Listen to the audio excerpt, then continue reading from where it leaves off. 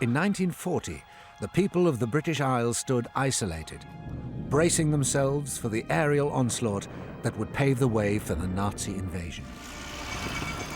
RAF Fighter Command was ready to be the sword and shield against this airborne onslaught, thanks to the leadership, determination and foresight of its commander, Sir Hugh Dowding, a man who was never given the recognition he deserved for laying the foundations for victory in the Battle of Britain.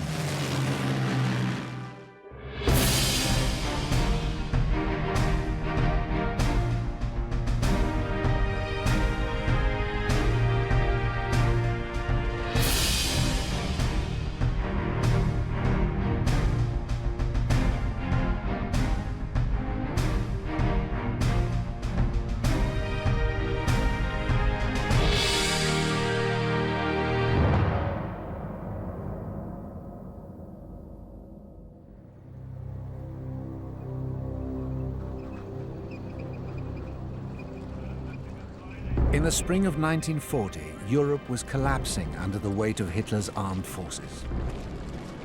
The vast German war machine had overpowered Poland and Czechoslovakia. Now they swept into France.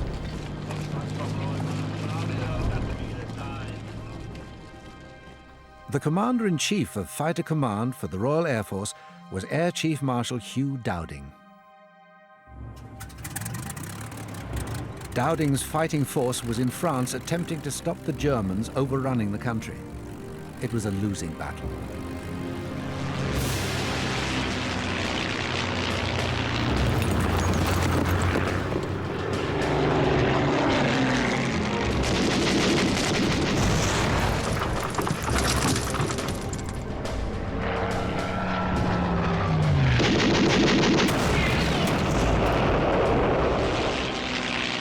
Nearly 500 fighters were destroyed and 300 pilots killed. This was a severe drain on the resources of Fighter Command. We were hopelessly ill-equipped. We didn't all have maps. Only some of us had maps. There weren't enough to go around. And we'd no ground crew with us, so we had to do it all ourselves. Pump fuel in, pour it in from 2-gallon tins. The army, who were on the beaches at the time trying to get out, were slating the RAF Fighter Command somewhat because they said they never saw any fighters overhead. What they didn't realize, of course, that if we intercepted their bombers over them, it would be too late. They'd be dropping their bombs on them. So we had to intercept them way inland.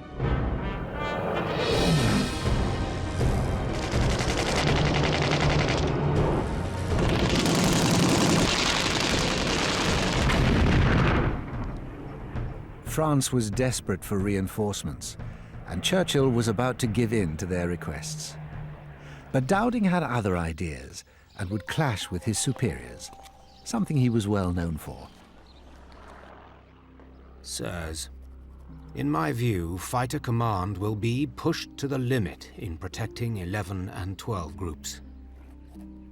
I would remind you that your estimate of the number of squadrons required for home defense was 52. I have, at present, 34 for the task. During his time as an officer pilot in the First World War, he would often question the orders of his Commander-in-Chief, Lord Trenchard. He had a very big row with Trenchard about his pilots. One of the squadrons, they'd taken quite a beating, and he asked for them to be taken out of the line to rest. These boys could only win so many dogfights before they were caught out. They needed a break. I put my case, but received orders stating that we were to continue our offensive flights.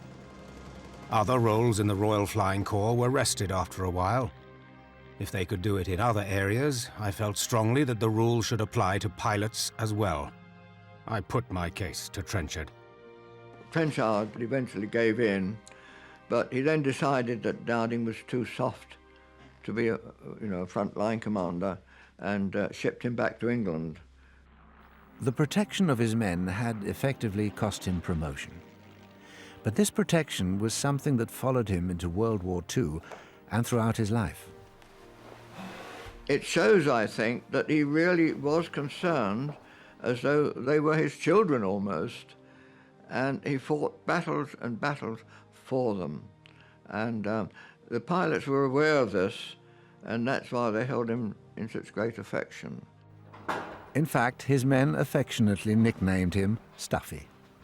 In the Royal Air Force, you could have a nickname for any reason at all that could be the opposite of what you were.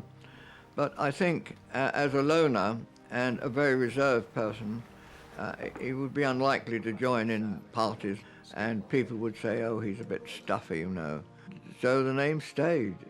Nicknames don't go away, I'm afraid. In order to get on in the army, you need good capacity to drink well. I drink as little as possible.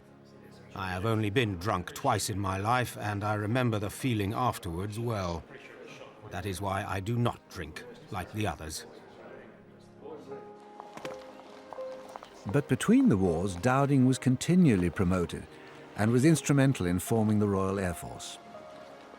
In 1936, he was appointed Commander-in-Chief of Fighter Command. He was 53 years old and had reached the rank of Air Marshal. He was determined to build his baby into a premier fighting force whose objective was to defend the country at all costs. He was a pragmatist and a realist. He realized that Fighter Command was best employed protecting the country as a defensive force.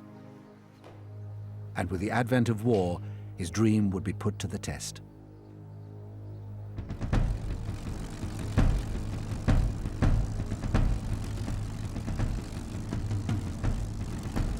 As Churchill was about to send more precious Hurricanes to France, Dowding strongly opposed this plan.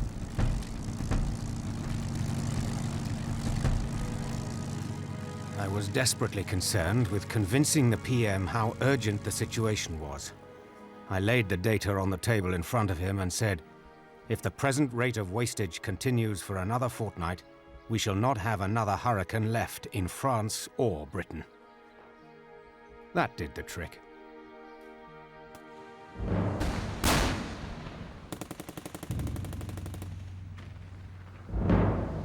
It was decided to fall back from France and prepare for the defense of Britain. But some of Dowding's experienced pilots were left stranded. It was all pretty chaotic, of course. We were in full retreat. We couldn't get any instructions or orders what to do. So we'd refuel and just go off, do a patrol, looking for trouble. I made my way back by managing to get a lift on an old lorry, which had a load of potatoes in the back. I was going towards Cherbourg, and the roads were absolutely jammed up with refugees. They had horses towing their cars, and they had their cars loaded to the gills with all their belongings that they could take away. But of course it made our journey extremely hazardous because the roads were so blocked up.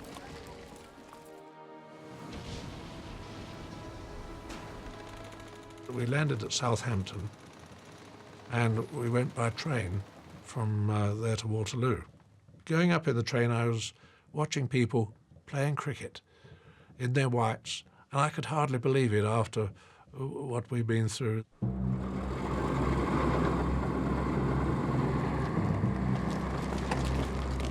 The German High Command agreed that Britain must also be invaded in order to stop any further resistance to the Nazi onslaught. At the start of the Battle of Britain, the Luftwaffe had over 2,500 aircraft in its fighting fleet. By contrast, Fighter Command had barely 550 in flying condition. Dowding knew that his pilots lacked air combat experience, whereas the Germans were supremely confident. The Luftwaffe had blooded their pilots and planes in support of Franco's troops during the Spanish Civil War in 1936. By the beginning of the Second World War, the Luftwaffe had perfected tactics and formations. Wir haben also schon im Polenfeldzug eben die Erfahrung sammeln können, dann im Frankreich-Feldzug, im sogenannten Frankreich-Feldzug, die Luftkämpfe mit den Franzosen, die schon ganz gute Flugzeuge hatten, zum Teil auch aus Amerika geliefert. Da waren wir auch ganz gut vorbereitet. Außerdem hatten wir taktisch eine damals auch von den Engländern anerkannte, bessere taktische Fliegerei. None of us really knew how to fight aeroplanes. And the Germans had had the experience of the Spanish Civil War. This experience in actual battle was put to devastating effect against the Polish Air Force at the outset of the war. We were bombed on the planes, the people were killed, we were hiding in the fields. We didn't give up. We tried to do our best all the time, but our best wasn't good enough by far. They managed to overrun us. Of course, they have a lot of technical equipment, especially tanks and aircrafts. And it was really a catastrophe. I mean, it was so unpleasant.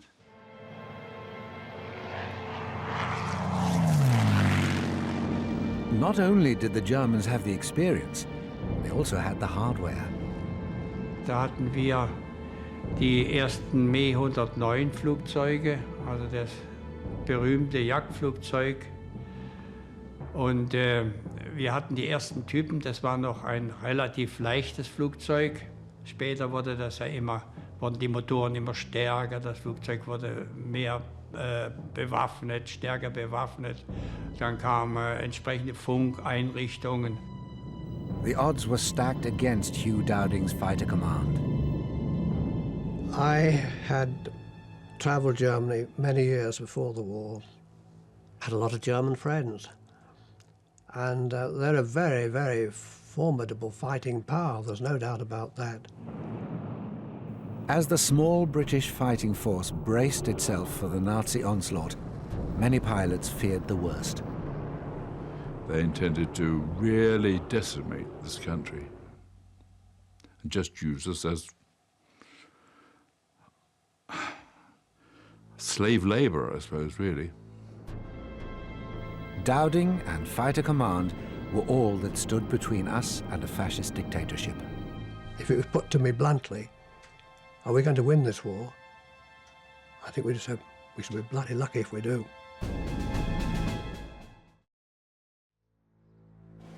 June 1940. The leader of Fighter Command, Hugh Dowding, was tasked with defending Britain against the onslaught of Nazi Germany. His forces were short of planes and pilots, but were prepared to take on the battle-hardened pilots and their aircraft from the mighty Luftwaffe. It was a vital battle. After all, the Germans wanted to invade us, and they couldn't have invaded us unless they'd got air superiority. There was much at stake. Waiting across the channel were thousands of troop-carrying barges ready for the invasion. If Fighter Command lost control of the skies, the German invasion would have been unstoppable. Quite simply, Dowding had to win. But there was much in his favor. Since becoming Commander-in-Chief, he had tirelessly worked to establish a structure where communication was vital to every aspect of his control. Dowding had divided the country into 4 separate groups. 13 Group in the north, 12 Group guarding the east coast and the Midlands, 10 Group covering the west, and 11 Group responsible for defending London and the southeast of England. Each group had its own operations centre in direct communication with HQ Fighter Command at Bentley Priory on the outskirts of London. From here, Dowding would oversee the defence of Britain. HQ Fighter Command monitored the whole of the United Kingdom.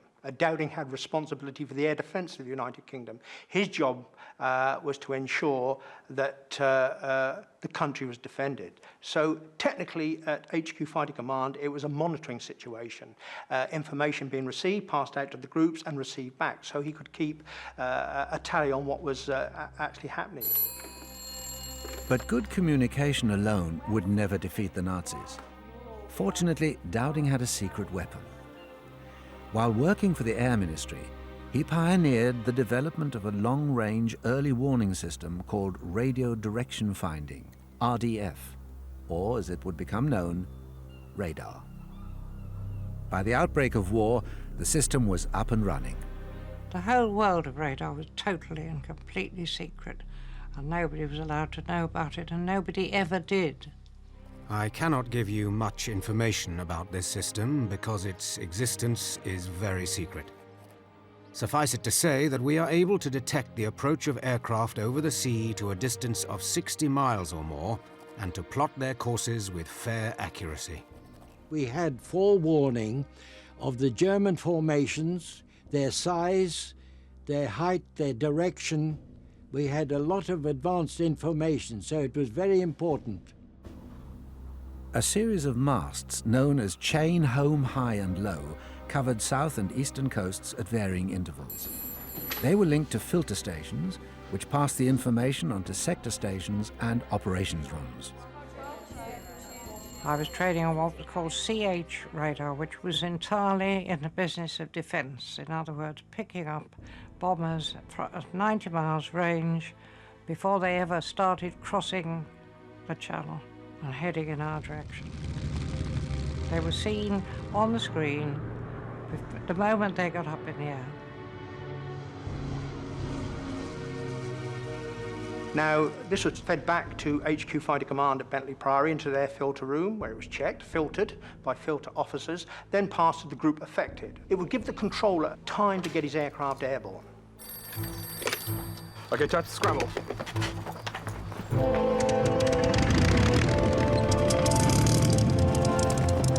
Fighter Command's control with radar was first class from an interception point of view. The controllers were able to assess which squadrons should intercept that particular formation and how many aircraft would be, or how many aircraft they estimated would be required to deal with that situation. It meant that your squadrons could be kept on the ground until the very last minute. The alternative would be to put them up on patrol. And of course, this would have been quite hopeless. You can't run a standing patrol system hour by hour, 24 hours a day and night sort of thing. Not with the resources we had. But even this new early warning system had its limitations. Dowding still needed eyes from the ground, relaying the numbers of enemy aircraft to the stations. Now, once the aircraft had crossed over the coastline, radar stopped. It only pointed seaward. And then, of course, it became the Observer Corps, whose priority was to track the aircraft and report that back simultaneously to HQ Fighter Command. Somebody would tell you that there were 200 plus, 100 plus, 50 plus coming over. This was when we got warning from the coastal people that the raid was building up and coming over. And a raid did build up, like a thunderstorm. It was very exciting to watch a raid beginning to build up, 90 miles, 80 miles away. A few little echoes would appear on the screen to begin with, and then slowly it would get a bigger and bigger mass, and all these echoes are kind of trembling. So you would pass a plot to Fighter Command headquarters at Bentley Priory, and there was old Stuffy Dowding sitting up in his balcony watching it all happen.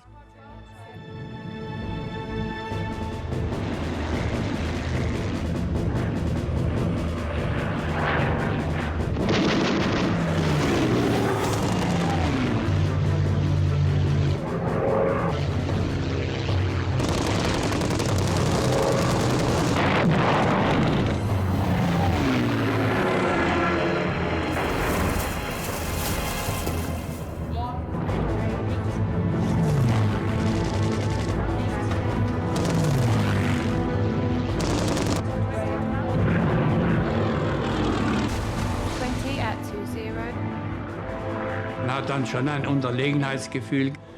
Und plötzlich kamen die Engländer von ganz in bester Position auf uns zugeflogen und haben uns angegriffen. The Air Ministry were determined not to give away the fact that we had effective radar or something in our night fighter that allowed us to close in on other aircraft at night. The Air Ministry were pressed by newspapers as to why I had had success at night. The Air Ministry decided quite deliberately that they would say that I had exceptional night vision, and they told the Commander-in-Chief in Fighter Command that he was to make sure that I realized that's what they were saying. I was then given the name by the papers as Cat's Eyes Cunningham. But the Germans were not so easily fooled.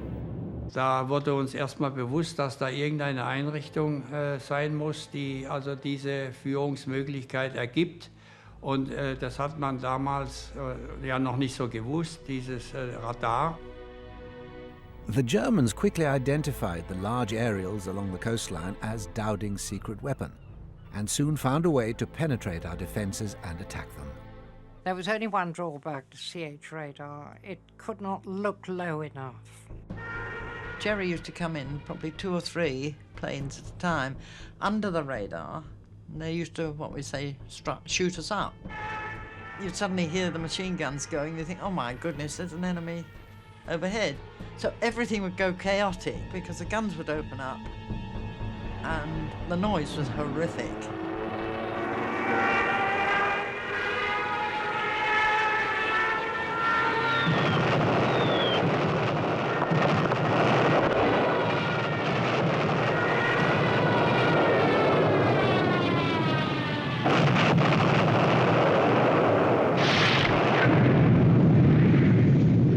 The Germans were gaining the upper hand.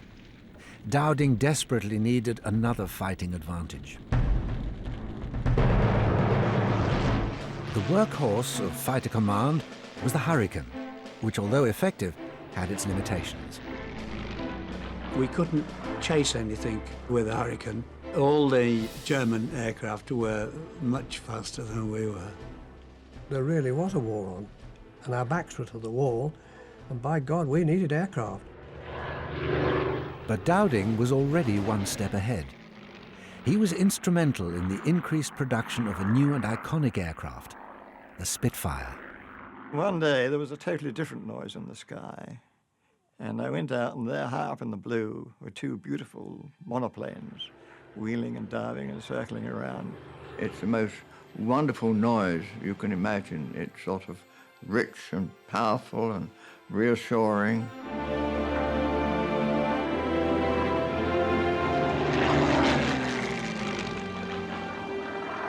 The Spitfire was a real match for the Messerschmitt 109s. It gave the pilots of fighter command a much-needed advantage. The Spitfire excelled under extreme conditions. It responded, whatever the conditions of flight, whatever the conditions of load, whatever the speed or angle, it would give you fair warning that it was being abused. And you could do things with a Spitfire that certainly I've never been able to do with any other aircraft. One day, a Spitfire landed on the airfield and taxied over to our hangar, and we were told it was ours. And we sat in this thing, and we walked around it, we stroked it. I fell a bit in love with this airplane. It was the most beautiful thing I had ever seen. The next day, 15 more turned up, and we were a fuzz from them. The only way I describe flying a Spitfire is you don't fly a Spitfire, you just strap it on and fly. Although the Spitfire was faster and more maneuverable, it didn't supersede the Hurricane. In fact, the 2 planes complemented each other. There's a split section between those that favour the Hurricane more than the Spitfire. But the fact of the matter is, the Battle of Britain could have been won by the Spitfire. But had we not had the Spitfire, the Hurricane could not have won it on its own. But even with these two awesome fighting machines, Fighter Command was suffering the loss of 5 pilots per day. A fact that would play heavily on Dowding's mind.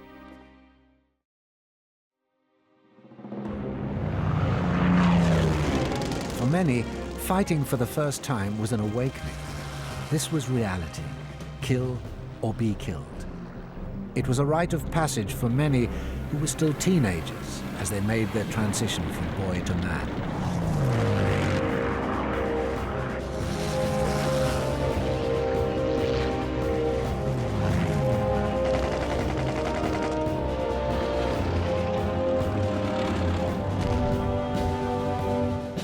Throughout his time as Commander-in-Chief of Fighter Command, Hugh Dowding was concerned for the welfare of his pilots.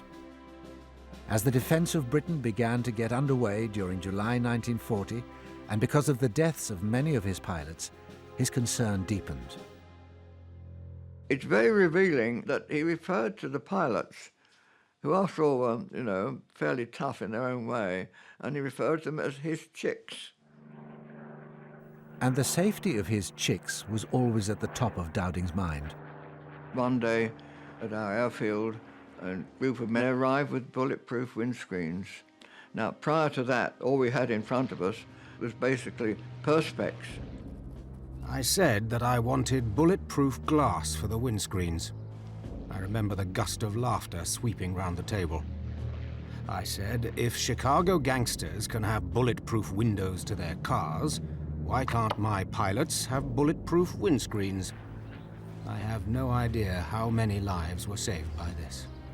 We'd got a 2-inch thick bulletproof windscreen, which we knew Dowding had had to fight the Air Ministry for. So that's how we were aware of his presence, and we knew that behind the lines he was fighting for us. Up until 1936, flying was for the affluent. Pilots, private or military, came from the wealthy families. Dowding realized that with the rise of the Nazi Party and war looming, there would be a shortage of trained pilots. Due to the massive modernization process, lads of 18 and above from different backgrounds and all walks of life suddenly had a chance to become a fighter pilot. The idea of all being public schoolboys and wearing red jackets and this, that and the other, not quite true. The government introduced a thing called the Volunteer Reserve, and I thought, this is my only chance ever to do something. So I leapt at it and volunteered for it. The great majority were VRs, some regulars, a lot of VRs who came from all backgrounds and all walks of life, just happened to be at the right place at the right time, or the wrong place at the wrong time, whichever way you want to look at it. But for many of these young pilots, their entire training was done on slow vintage biplanes where the instructor sat in the back. With the outbreak of war, they were suddenly presented with single-seater warbirds. In May 1940, I'd never been in the cockpit of either Spitfire or a Hurricane, and those of us who'd never flown low-wing monoplanes before had to be introduced to Spitfires, and we just had to learn. After I'd been with the squadron about 2 days, the flight commander said, well, we better get you flying. He gave me a copy of the pilot's notes and said, go and sit quietly somewhere and read them up. And after I went back, having read them, he said, right, now you better sit in the cockpit for half an hour, find out where everything is, and which I did. There was a book published of where all the tits and knobs were, and you just sat in the cockpit and familiarised yourself with where everything was. And when you thought you knew all about it, you went to the flight commander and said, please will you test me? And they would ask a lot of questions and said, right, off you go. And the only advice I give you is don't put the stick forward when you take off, otherwise you'll push the propeller into the ground. Anyway, I took off safely, thank heavens, and flew around for about 45 minutes, and fortunately I managed to do a good landing, and I taxied in, and when I got out of the cockpit and walked to the flight office, for the first time in my life I felt about 6 feet tall, I think.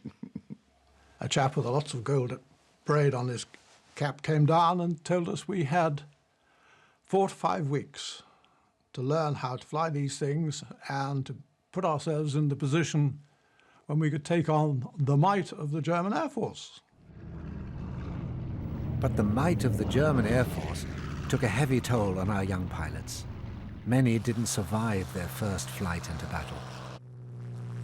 The reason that the new boys, or the chaps who bought it, was if they were lucky they had done a few hours on a Hurricane, but not really enough to put it on like a coat, if you like, and wear it like a suit and know exactly what it could do.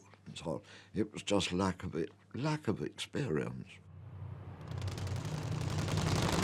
The first 7 days we were decimated. I think we lost 9 pilots in 7 days, and 2 or 3 shot down, but got away with it. The first 3, 4, 5 flights are always the most dangerous.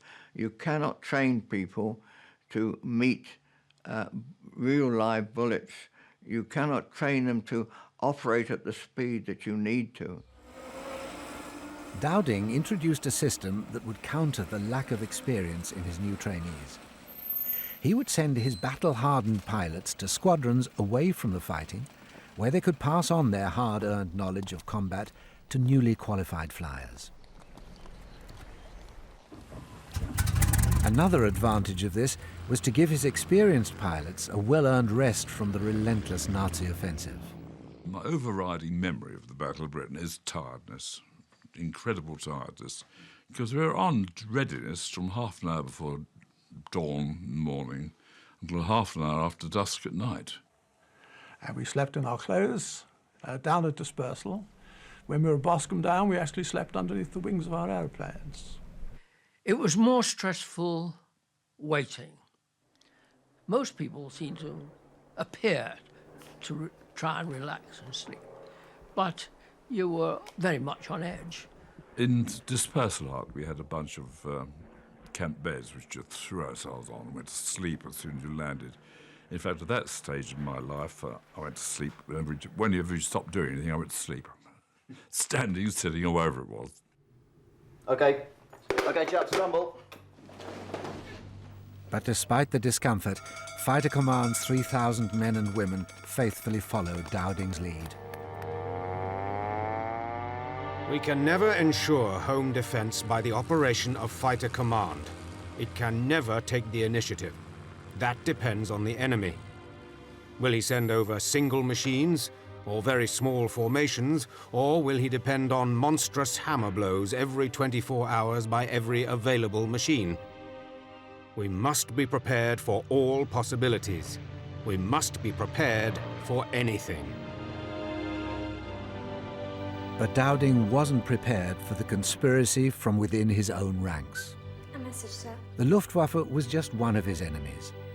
Many more roamed the corridors of the Royal Air Force itself.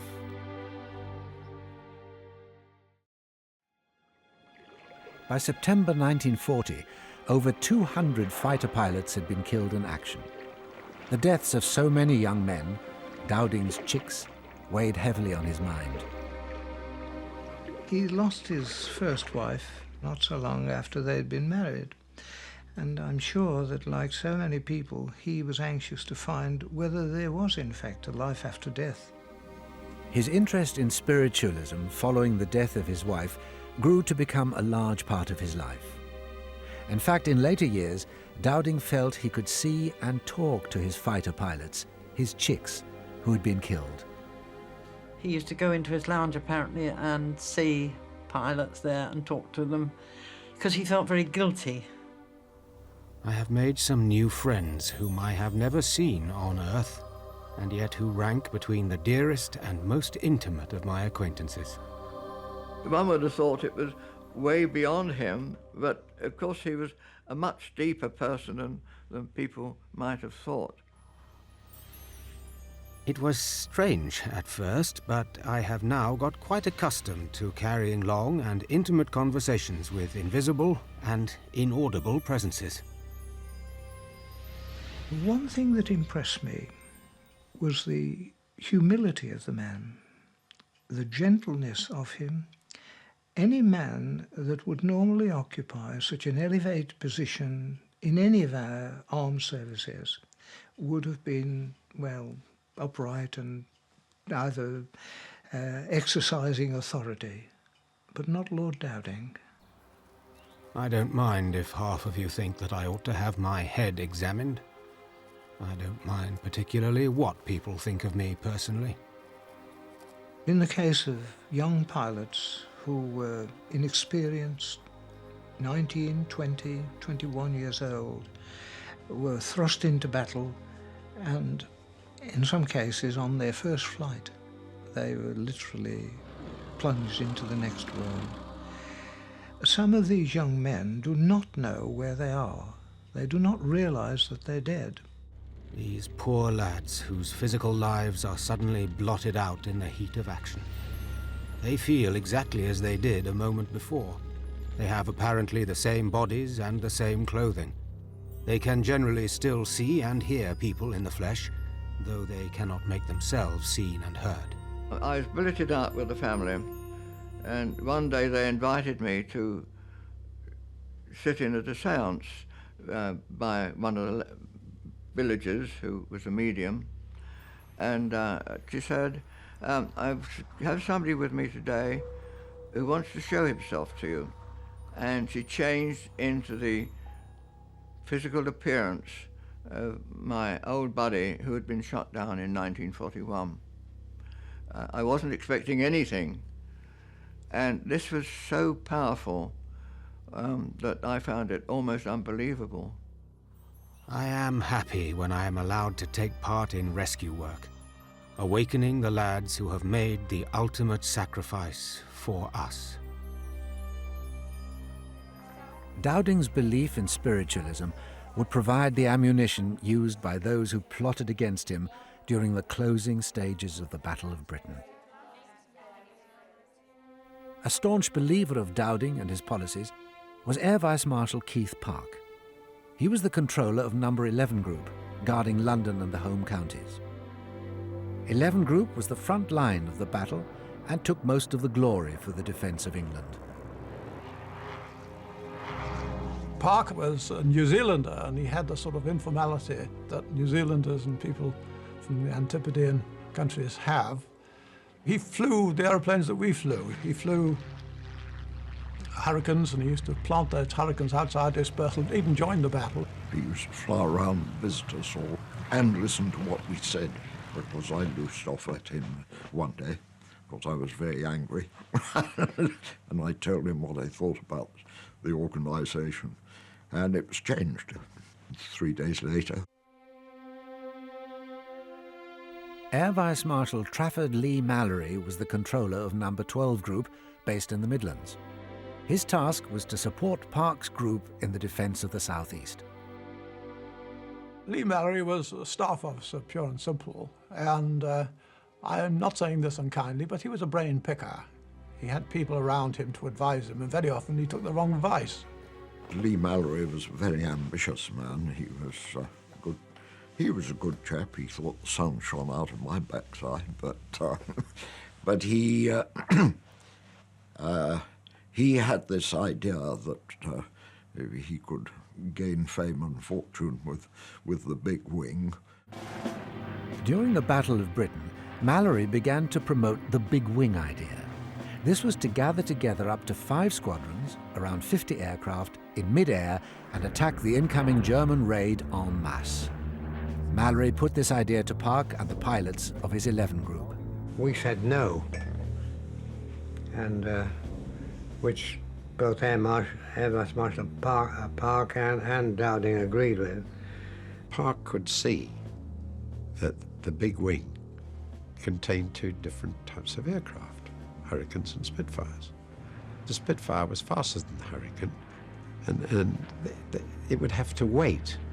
When you get the big wing, okay, it can make a big impact, but it takes time. And the one thing that wasn't available during the battle was time. I'd say it would have been a total failure. What a waste of time. Forming up, and all at that time the bombers are coming in, and they're probably on the way out. Dowding and Park refused to adopt Mallory's big wing philosophy, but Mallory disobeyed orders and used it anyway. As a consequence, he was often late in coming to the assistance of Park's 11 Group. I think it was self-glory he was after. He was after Keith Park's job. Mallory took his big wing philosophy to friends at the Air Ministry, friends who were prepared to undermine Dowding. There was a group of people that wanted Dowding removed. He was the loner, and he'd naturally, fighting for the pilots, he'd be battling with the Air Ministry all the time. But then, in September, we started the problems of what was called the big wing philosophy, which Lee Mallory brought into being, and Sholto Douglas, who was at the Air Ministry, gave him the fullest support. Douglas was everything that Dowding was not, amusing and entertaining. He got on well with others and enjoyed partying. He knew how to get the best from people at social functions, which stood him in good stead. Together, Douglas and Lee Mallory conspired to remove Dowding and Park from their offices and change their plan for defense. The whole thing was set up to humiliate Dowding, to try to prove that his handling of the battle had been wrong, and that Lee Mallory and the bigwigs was the way in which the battle should have been fought. Even Dowding's belief in spiritualism was used against him. The people who attacked him in the Royal Air Force used this as a denigration of his character, his personality, even suggesting that perhaps his brain was getting a little bit muddled. Unfortunately, at the height of the Battle of Britain, this campaign against Dowding reached the highest authority. Behind Dowding's back, they were building up a case against him until there was a meeting in October when the whole thing was dealt with, and as a result of that, Dowding was just removed from office. Churchill told me that I was to be replaced as Commander-in-Chief of Fighter Command. Message, sir. He told me of his surprise that this recommendation should have been made in the moment of victory, but did not indicate any personal opposition. It seemed natural enough. The Air Council had been anxious to be rid of me since before the start of the war, and this seemed to be an appropriate moment. Dowding was not alone. Keith Park was forced out as well. Having won the battle, they were removed out of the way with no credit at all. Two very worthwhile chaps, and between them they saved the country. Sholto Douglas took over Dowding's role as Commander-in-Chief of Fighter Command and immediately gave Trafford Lee Mallory the control of No. 11 Group. Mallory and Douglas set about changing the plans for defense with their big wing philosophy, a theory that many pilots felt was completely unsuitable for defense. Fortunately for Britain, this change happened just as Germany abandoned its plans for invasion. Had we followed the policies they would have liked to have promoted, we would have lost the Battle of Britain. And if we'd lost the Battle of Britain, we would have lost the war. By the end of November, Churchill realized that he could safely tell the nation that the invasion for 1940 had certainly been thwarted and that the Germans had been beaten back. Churchill said that he wanted me to go to the United States. I said that I did not wish to accept such an appointment. Churchill replied, "I have the right to demand that you should accept." So I went. Churchill declared that on Christmas Day, 1940, that every church bell in the country will be rung to celebrate the fact that we had beaten back the German attempts to invade us. Dowding was not even in the country when the church bells to celebrate the victory were rung. He eventually retired to a quiet life in the country without receiving official recognition. But many who served under him knew where the credit lay. I think the politicians didn't give Dowding the honours he deserved.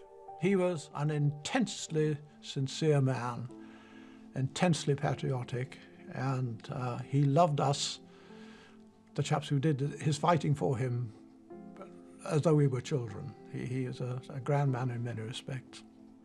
Fighter Command was a remarkably good organisation. The Commander-in-Chief, Stuffy Dowding, was a brilliant operator, and he had conceived the whole layout, the whole setup, and he ran it perfectly.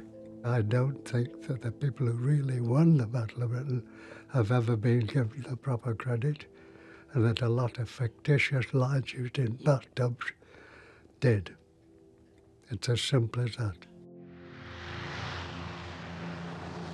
Dowding's foresight, pre-planning and organisation saved Britain from invasion. Although he never received significant recognition during his lifetime, in 1988, a statue to his memory was finally placed outside St Clement's Danes, the Royal Air Force Church in London.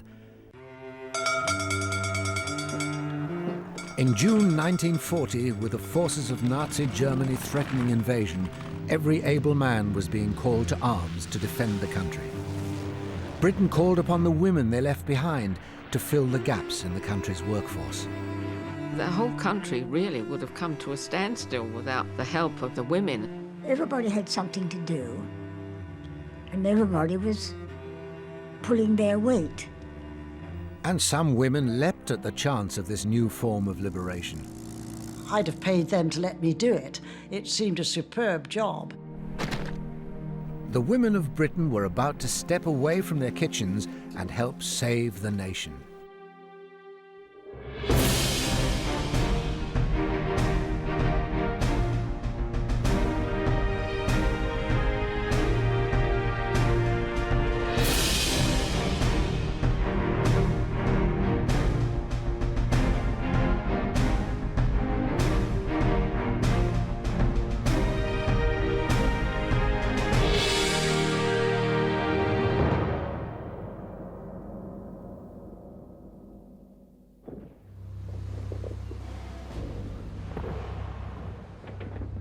On the 4th of June 1940, the British forces sent to aid the collapsing French army were finally driven from the beaches of France by the advancing German war machine. Now every able-bodied man was called to arms to defend Britain's shores against this seemingly unstoppable enemy. At the time, everything was so uncertain. I mean, we just imagined the enemy landing on our shores and taking everything over.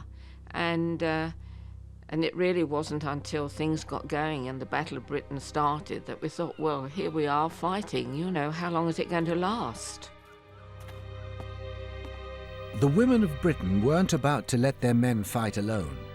They were determined to play their part in the conflict, even if it meant overturning traditional ways of thinking. World War I, all the people in the armed services were men. In World War II, women were in the war just as much as men were.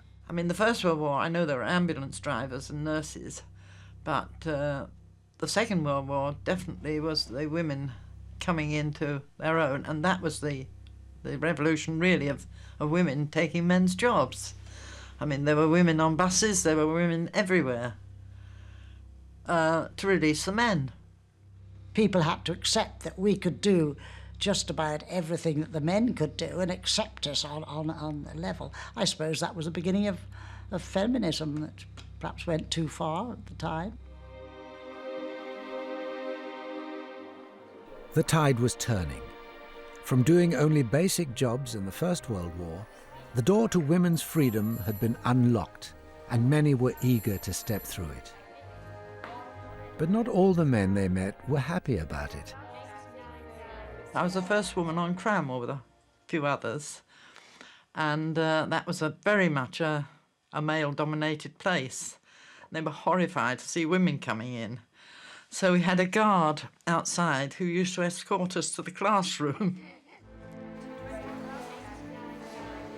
The men certainly didn't think that women would cope in frontline stations. We were the first women plotters on the station. I don't think some of the male plotters were very happy about having to leave and go and fight. To start with, they're very resentful. They didn't like it, because if we released them, they were going to go on active duty.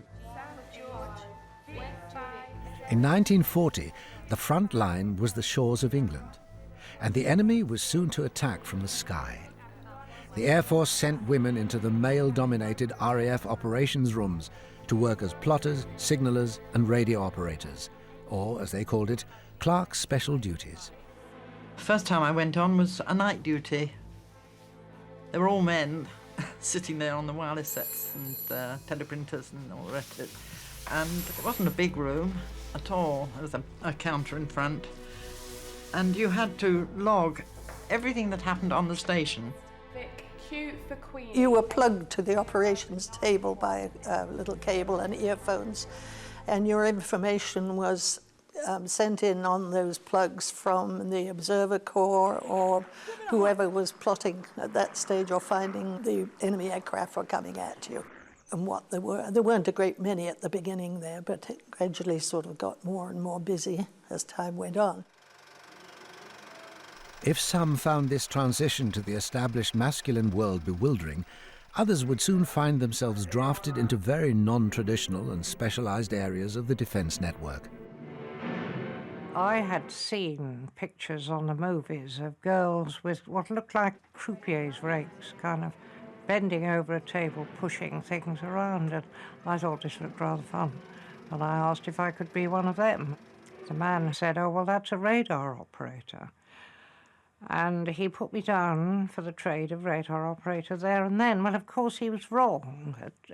People leaning over the table with croupier's rakes were plotters. I don't know whether he made a mistake and put me in that trade by accident, or whether he was being devious and cunning because he wanted me to be a radar operator. Radar would play a vital part in the coming battles. Detecting enemy aircraft by means of radio waves, the warning signals would appear on a small screen as an echoed trace of light.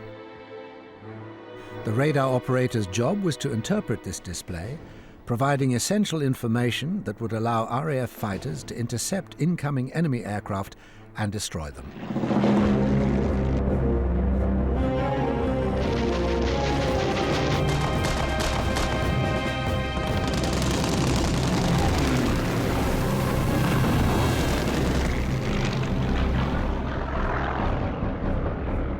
We were interviewed by a very, very senior RAF officer, and he got us all lined up, and he said, if anybody's got any conscientious objections to being involved in bombing, they must say so now, and we will have no hard feelings. You go back where you've come from. Well, nobody moved an inch. Everybody was simply delighted to get a chance to get back at them.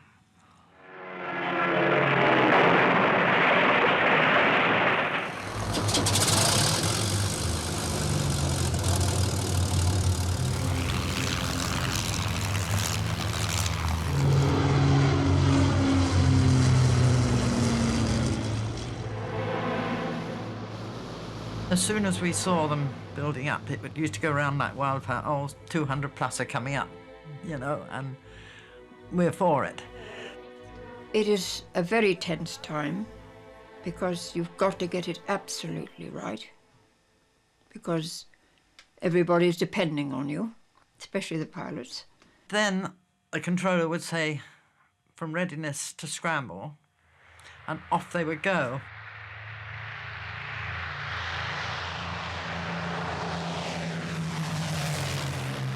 And then the tannoy would still be on, so we would hear them in battle. Bandits ahead! Bandits ahead! He'd say Vector 2000, you know, and then they'd say bandits ahead, or bandits below, and these were coming and going the whole time. So the atmosphere was quite electric. Tandem blue section, head on attack. Lanyard leader calling. Tally-ho, tally-ho. It was tally-ho, which I think very often broke the suspense of the thing. Which I remember mostly, and think, thank God for that. It's, you know, it's on now, and, you know, please God, let it be over quickly.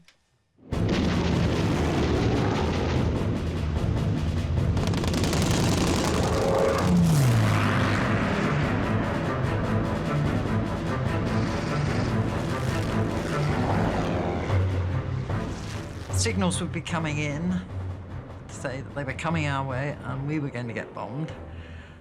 And all this was coming in and going out, the wireless was going mad.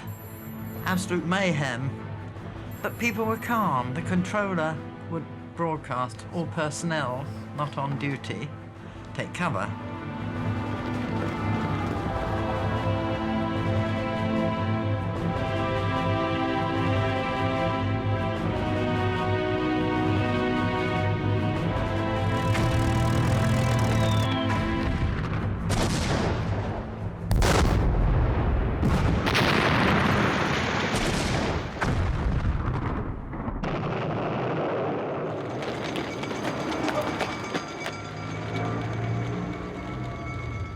Once the raid had finished, then all the signals would come in of who was missing, if somebody was down in the drink, who had been shot down, who was definitely dead, who was missing. So all the signals had to be collated,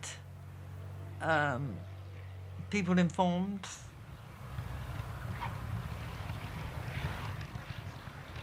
You can't ever detract from the work that these young ladies did. On duty, probably up to 8 hours. They had to be able to pick up and run with an engagement, or stand or sit for long periods of inactivity.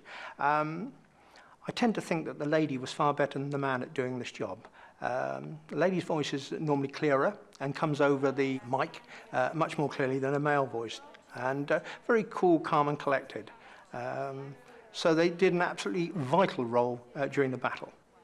The girls were very, very good at plotting the aircraft and giving the controller every assistance. They were excellent.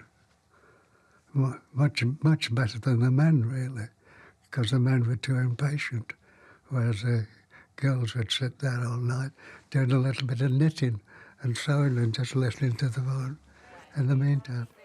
Then they learned to respect us and realised that we would sit through any air raid, anything that they threw at us, and as women we were no more scared than they were. They had no fear of rolling their sleeves up and getting their hands dirty either. Women moved onto the factory floor, learning traditionally male skills. I trained to be a welder, which you had to have a test. You had to weld 2 bits of metal together, and if they didn't come apart, then you passed, which I did. Although I say it myself, I was a good welder. I was trained to become an aluminium welder, which was much more difficult.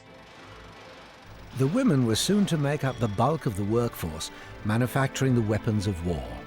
There'd be a row of girls in a line doing these Sten guns, and you would be past another one. You'd weld the key plate on, what was called then, onto this Sten gun and just sling them, and another one would come over. And we used to turn them out by the hundreds. Women were becoming an essential part of the war effort, taking up trades and occupations never previously considered. But during the Battle of Britain, women were to break into the most male-dominated area of all.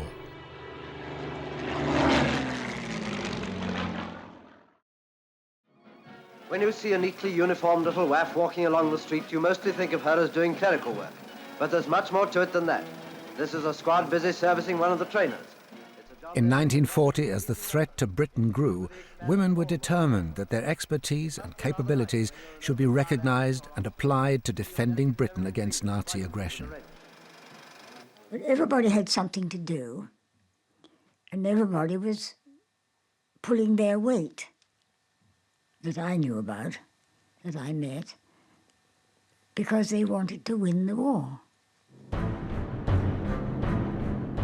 As the Luftwaffe sent larger and larger formations of bombers and escorting fighters across the Channel, every trained pilot in fighter command was needed for combat duty. Clearly, this was a very male-dominated environment. Girls flying aeroplanes was almost a sin at that time. I'd have paid them to let me do it. It seemed a superb job. But even though many men saw it as highly inappropriate, some adventurous women had already become qualified pilots. I wanted to get away from governesses and nannies and chaperones. You were never left alone in those days, you see. And I thought, well, if I go flying, they can't come with me. I started flying when I was a schoolgirl because I was not very good at hockey, and so I was allowed to go to the aerodrome and have a flying lesson instead of playing hockey. And from there on, I thought that was great. With hundreds of new fighter aircraft rolling out of the factories, someone had to fly each one of these machines to the hard-pressed squadrons around the country. This was the job of the Air Transport Auxiliary, the ATA, a newly created organisation. But with only a limited number of male pilots available who were not eligible for combat flying, the service was severely understaffed. There was a wonderful woman called Pauline Gower. Her idea was that women could be used too, and they said, oh no, poor women must be kept having babies and they must be kept at the kitchen sink, they're no good for flying. Pauline pulled the strings. Her father was a member of Parliament, and she got permission to start a pool of women at Hatfield, and she had 8 women pilots to start with. I heard on the radio that they wanted pilots, so I applied, and they accepted me. The ATA initially said, well, the girls can, with training, fly Tiger Moths and little aeroplanes like that, but as for anything else, no, they couldn't do that. To start with, the men gave them all the nasty jobs, Tiger Moths, open Tiger Moths, to Scotland in the winter. And then after that, they were gradually moved up until they were allowed to fly everything. Eventually, we were flying all these fast and furious aeroplanes and bombers all over the country. The ATA proved that girls could do this job. With the original 8 establishing their capabilities, the ATA had no hesitation in calling upon the women of Britain to train as delivery pilots. My interest in flying was chiefly through the interest in boyfriends who flew. All my first boyfriends were the Air Force people who were training, and I don't know, I probably, to make intelligent conversation, my sister and I used to take this book called The Aeroplane. It's a monthly journal, I believe it still exists. And in there one day we saw that ATA had used up all its qualified pilots and were training ab initio, and we both applied and we both got in. And so I suppose it wasn't any deep interest in flying as such, because I knew nothing about flying. But if the women thought they were going to be trained to the level of combat pilots, they were to be disappointed. They scaled down our training to what they thought we would need to pick up an aircraft and deliver it safely from A to B. And they said, if you run into bad weather, don't try to be a hero, land and wait till it clears, because the aeroplane is most important. Once proficient in basic flying skills, the women of the ATA had to take further training in many other types of aircraft, from single-engine fighters to multi-engine bombers. Very proud moment, of course. You were given your chitties and you went off to London and got measured for your uniform. And you couldn't wait for the first time you went home in uniform with your wings up. But even after proving themselves as capable as any male pilot, they still encountered entrenched attitudes. We were issued originally with a skirt, and then we growled about it and said, oh, no, we must have trousers. So with a rather bad grace, they issued us with rather good-looking navy blue boiler suits with our rank badges on the shoulder. But at the same time as they gave us these boiler suits, a notice went on to the notice board in the various ferry pools saying all women pilots will remove their trousers immediately after landing. You weren't allowed to dine in the mess in trousers in those days. You were given your meal in the ladies' room, as I remember it. And you were given a bed in the WAF's quarters, which was well away from the mess, and usually on some stations, not the big pre-war ones, but in many stations it was the coldest Nissen hut in the coldest, farthest corner of the airfield. With the women now established as regular pilots in the ATA, they soon settled into the wartime routine of the job. We'd go out with our parachutes and a map bag, which was one of the most important things, map case. You spend about 3 hours waiting for the aircraft to be ready. Then you get in, you go to the control tower, permission for takeoff that you were ferrying, and they tell you if it was okay to go. So you get in, start up, and then you get a green light and take off. We didn't have radio. We flew them without radio. Well, you flew with maps, and you knew England like the back of your hand. You had to have your routes to avoid the balloons, which were around all the big cities. There were occasions when you couldn't rely on the map and the weather together because you couldn't see, so you had to follow the railway line. And it was very disconcerting when you suddenly discovered that there's no railway line and the thing had gone into a tunnel. It was terrifying. And in spite of the danger in flying alone in the skies above England in 1940, these women pilots were denied the chance to defend themselves if attacked.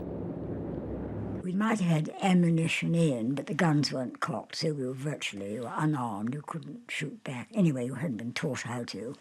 So you were just a delivery pilot, that was all, taking it somewhere. They didn't teach us to instrument fly because we were supposed to fly within sight of the ground so that our ground defences could defend us. In fact, they often shot at us by mistake, especially over the Bristol Channel. Difficult to tell the difference between a Hurricane and a Fog and any old German aircraft. But I think we would have had far less grey hairs if we'd been taught how to fly an instrument, just a little bit. I was shot at when I was flying a Spitfire, but the weather was very bad, actually, and I think I strayed across the coast near Bournemouth, which I should not have done, and I saw these puffs, and I thought, oh my goodness, I'm being shot at. So I quickly turned round, and then I had to find the aerodrome, which was not very far away, and I landed quite happily. No damage done. It was hard work. Delivering them, getting them the different ones, and your mind was on a good landing and handing it over and the papers all signed and handed over properly. I once remember flying a Spitfire to some place, and as I landed, another Spitfire landed exactly the same, and we were both on the runway at the same time, going different ways, having just landed, and we hadn't seen each other at all. So it was an absolute miracle that we didn't collide. To many, the appearance of a female pilot emerging from the cockpit of an aircraft came as a complete surprise. As I landed, a little car came out with a notice on the back of it saying, "Follow me," so I taxied after it to dispersal. And then when I got to dispersal, I switched off and did all the things one does, and let myself out down the ladder with my parachute and things. And there was a crowd of RAF people waiting there to take me to the control. And I said, well, can we now please go to the control so that I can get my papers signed? And they said, well, no, we're waiting for the pilot. And I said, I am the pilot. And they wouldn't believe me, and so two of them went up in the aeroplane to search, and they came out and said, nobody there. I remember putting down my aircraft had something wrong, was using too much juice, so I put down for some petrol. And the man who was going to fill it up, he said, "Good Lord, it's a girl," I heard him say to the other one. The pilots of the RAF soon began to appreciate the job these women were doing. This ATA, the service, was really very important. And the fact that the girls were there, it's great credit to them. This was a really active part in the war, as close as they could get. Of course, it was a wonderful feeling. People say you had no contact with the ground, but it was very nice that one didn't. One felt on one's own up there, as though you were flying, or you couldn't have someone from the ground saying, you shouldn't be there, or it's time to come down, or you're too high, or you're too low. You were completely on your own. A better job than working in a factory or on a gun site or some of the awful jobs that people had to do. It was the best job in the world, wasn't it? Imagine being given all those wonderful airplanes to fly. Brand new, most of them. Women now had the taste of freedom. But these steps towards equality brought problems as the women moved ever further into male territory. The preconceived concepts and customs of both sexes were about to be shattered. The airman who had big blue eyes, I used to watch him doing crazy things in the sky. With thousands of women now swelling the military ranks, change was inevitable. Even so, the RAF decided it was not going to have one set of rules for men and another for women. This was their introduction to military life. It was an introduction into a man's world. But I'm nobody's baby now. We'd had a thing called an FFI, which stood for Free from Infection. And it was really rather horrendous. There were lines and rows of WAFs lined up with nothing but a bath towel and a pair of knickers on. And you had to queue up and wait your turn to see the MO and be duly inspected to make quite sure you hadn't got anything unpleasant. And I must admit that the sight of some of the other WAFs gave me a bit of a cultural shock, because I hadn't realised that people came in such shapes and sizes. We were billeted just outside the main gates in Wood Lane, in the married quarters. Very few WAF around, and Molly, the CO, I never knew her second name, she was a section officer, and she used to ride around on a bike saying, "You all right, girls, you know I'm Molly," and that's how informal it was then. I went into West Drayton the first time and saw an officer coming towards me. I thought, what a good idea, I'll try my salute out on him. Poor fellow, I forgot that I had a bag of apples under my arm. He was gone. He was sprayed with apples all over the place. I'd never left home before, and when I arrived, I was shattered by the company I had to keep in a large dormitory, about 12 or 15 people, and who swore at each other and used most ghastly language. You didn't have to like them necessarily, and they certainly didn't like you, but you were all doing the same job, and When the war was on, everybody was pulling on the same side. Everybody was helping every airplane we delivered. It was your little war effort, one in the eye for Hitler. The women were soon taking on the pressures of active service 24 hours a day. You go like 8 to 1, and then you're off duty until midnight, then you go on 12 to 8, and then you go on 6 to 12, and then you have 24 hours off, and then you start the cycle all over again, and your body never gets adjusted to being asleep. And the huts were shared between the watches, so you get people coming crashing in. How were you trying to get your sleep in after being on night watch? 1300 hours to 1700 hours, came off at 1700 hours, went on at 2359 to 0800, came off at 0800, went on at 1700 hours to 2359, came off at 2359, went on at 0800 till 1200 again. So we didn't have a lot of time, so 1 in 3 nights was sleep. And you think that we could enjoy ourselves when we were absolutely shattered.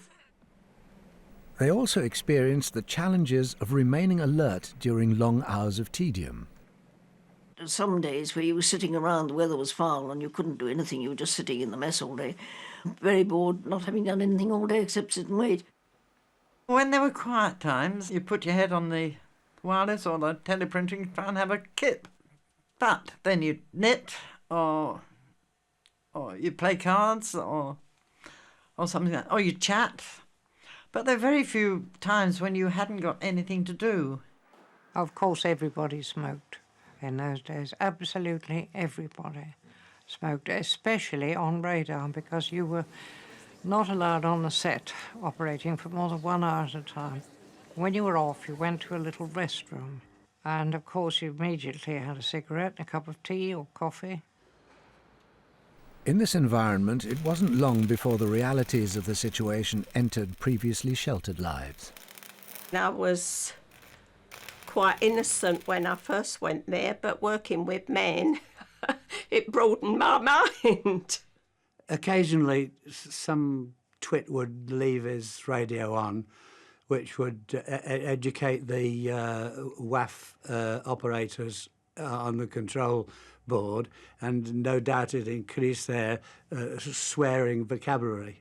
We were all mixed together, and because the war was on, possibly, we learned a lot of rude words and cursing and swearing and things like that from the men. Quite ripe at times.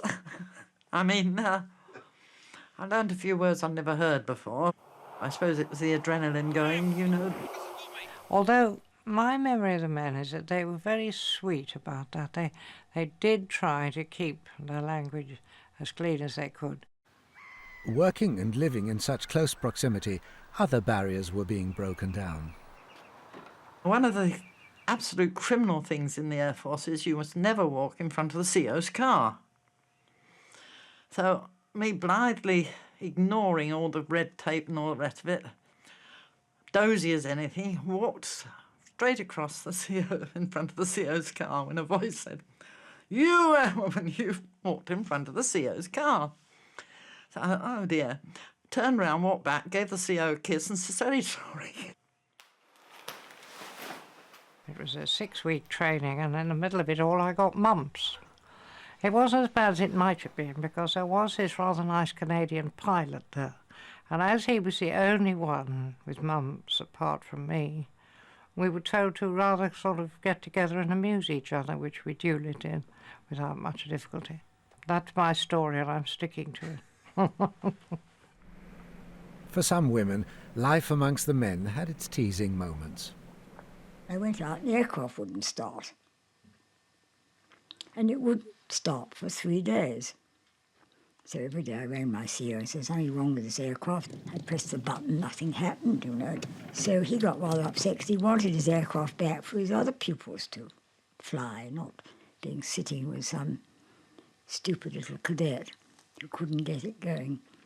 And what it was, they'd taken all the plugs out. I couldn't go. And I was there for 3 days. And that's where I met my fiancé.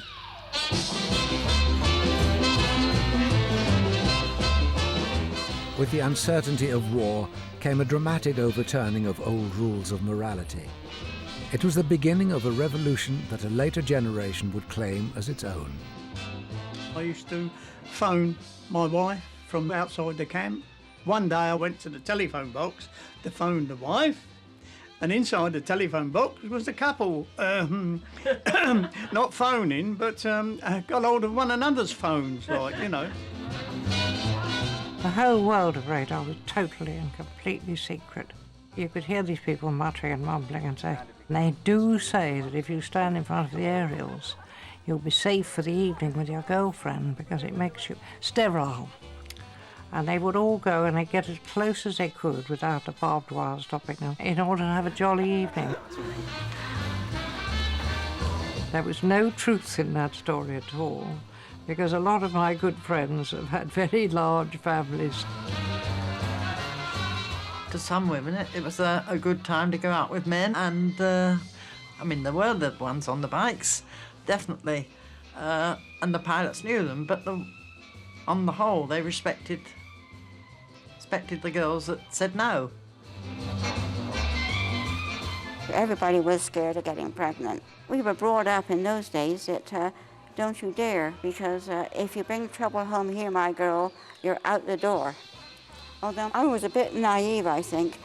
I found out a few girls did get pregnant, and if they were in the services, they were immediately released. Quite frankly, I never got involved with the WAF. It was too near home. It was dangerous. Well, if you can't enjoy yourself as a 17, 18, 19-year-old, I don't know when you will. You're allowed to go out with boys for the first time. We had lots of boyfriends and the boys had lots of girlfriends.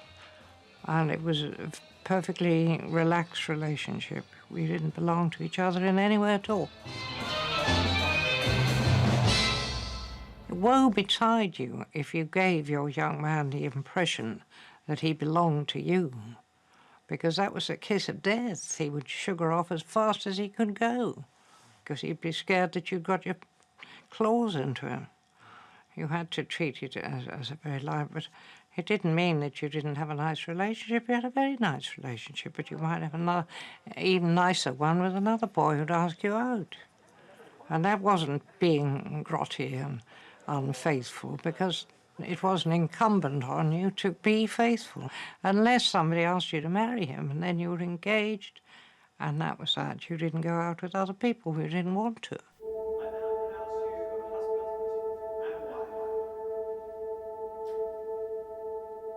With the grim life-or-death struggle, emotions and the pace of life intensified. Many young men and women lived their lives in fast forward, as death could be just around the corner. I didn't really think of being killed. I don't think anybody did, because you're so busy. If you were sitting in a cockpit thinking, I wonder I will be killed, you'll probably run into something. We weren't allowed to walk in pairs on the station during the Battle of Britain. It was all singles. You could not walk in pairs because of machine gunning. We heard bombs dropping, so we realised that they were enemy and that something was happening. I started walking, and then my friend stopped and shouted at me, "Don't move." And I stood there, and I looked down, and there were, I don't know how to describe it actually. I thought they were crickets or something, you know, movement in the ground. And when it finished, he said, "Those were live bullets." And I was rooted to the spot for a moment. I couldn't believe it. You didn't think? You just felt that, well, it was somebody else. It would never happen to you.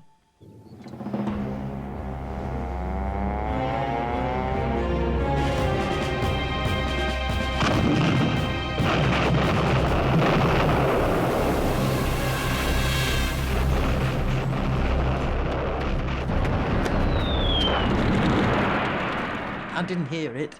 You never hear the one that comes down. I was blown through the doors of ops, right through over the counter, signals counter onto a wireless set, and had my back broken, which wasn't very pleasant.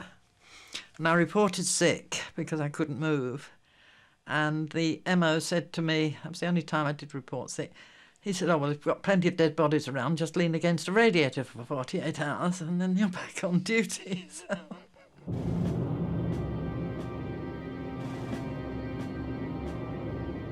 Somebody decided that we'd all go down to Leicester Square. There was a nightclub there, or club. And I said, you can go if you like, but I'm not going. And it was a night that it got bombed.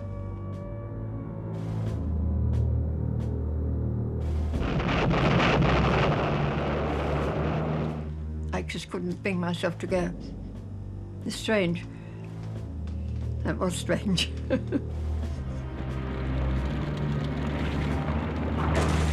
But in September 1940, the Luftwaffe changed its tactics. On orders from Hitler and the High Command, the attacks on Britain were to concentrate on London and other centres of population. Now the violence and destruction of war was to come to the people of Britain's cities and towns, as Nazi warplanes brought death from the air. With Britain's cities bombed repeatedly by night and day, the terrible reality of aerial warfare was brought home to all. Whether military or civilian, young or old, all sections of society lived with the ever-present threat of destruction and death. You would arrange to meet people, and they just wouldn't be there. And somebody would tell you, John bought it today, he won't be here. And it happened so many times. I enjoyed the flying. The parts one didn't enjoy was numerous friends and relatives getting killed, which wasn't funny. It happened to everybody. You went out a lot, partly to forget your lost friends. It was just, you felt that let us enjoy ourselves while we can, because we might not be here tomorrow, and your partner who took you out to dinner might not be there. We live for today. It was a very sad time, really, because boys I'd known at school with, and I can see now, well, after I flew, I realised how little experience they had had. They were having 12, 14, 15 hours on a Spitfire after learning to fly and then being put into the Battle of Britain. And quite a few of the boys I went to school with, the news was coming back in that we'd had the casualties. My fiancé, Humphrey Gilbert, I rang up and couldn't get hold of him. And I had a cross-country which took me over his Debden, his station, and I couldn't find his aircraft.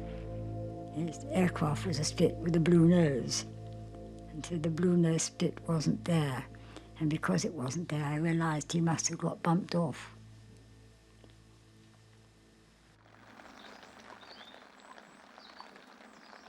Felt terrific sorrow if speaking to a pilot one day or passing a joke with him one day and the next minute he was killed, feeling miserable about it. But then you've got to get on with it. You can't grieve, you can't fret. Bigham Hill got bombed, and the news came through that many WAF had been killed. I think they were probably the first WAF killed during the war. And all of us were absolutely shattered, and that they would be women casualties. I think that shook us more than anything. And one accepted the casualties, I think, far more than they do today. When we lost a friend, it was rather horrid and really unthinkable, because I lost a friend who happened to be billeted in the same house as myself. But I was not allowed to fly for 2 or 3 days, And then I was flying again, and one had to think, well, that's life. And so carry on.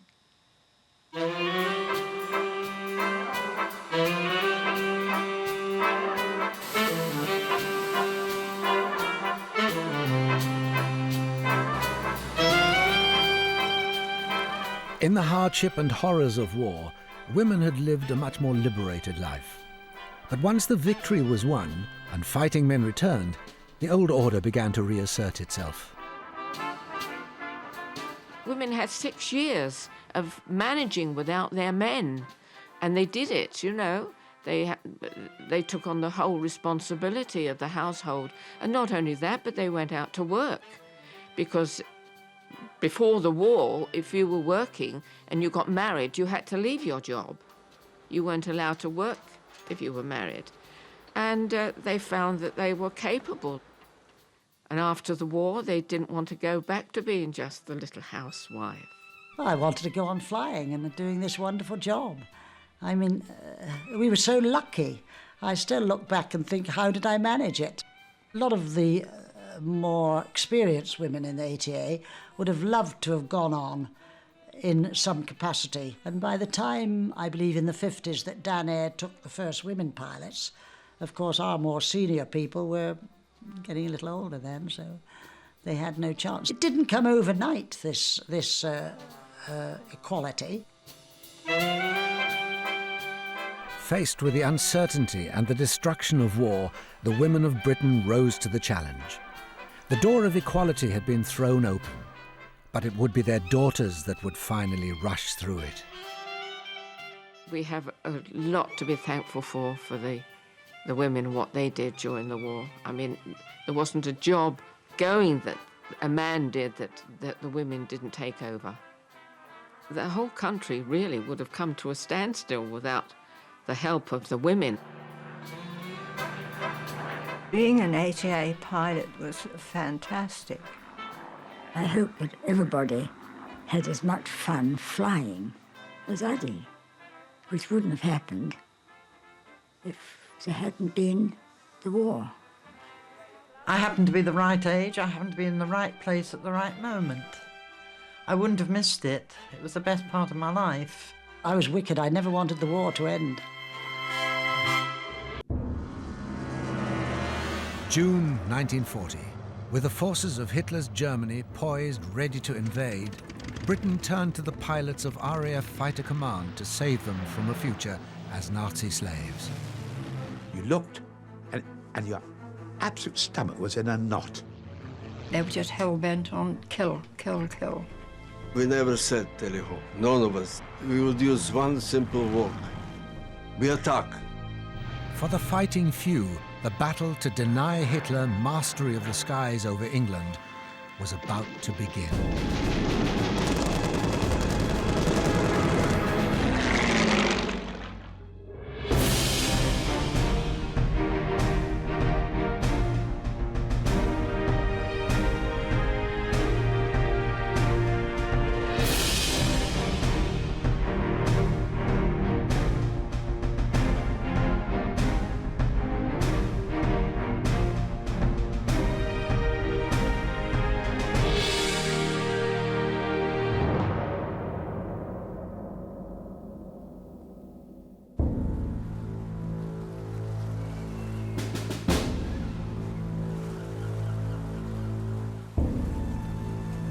Britain's traditional barrier against invasion, the English Channel, had halted Germany's increasing advance across Europe. Hitler was threatening to send his air fleets to clear the skies of the RAF and pave the way for his vulnerable troop barges to land on the coast of England. Goering, Hitler's air minister and commander-in-chief of the Luftwaffe, had promised Hitler he would destroy the RAF and gain complete superiority of the air over southern England. To achieve this aim, he had a fleet of over 2,500 aircraft at his disposal. To face this assault, the RAF had only 750 fighters.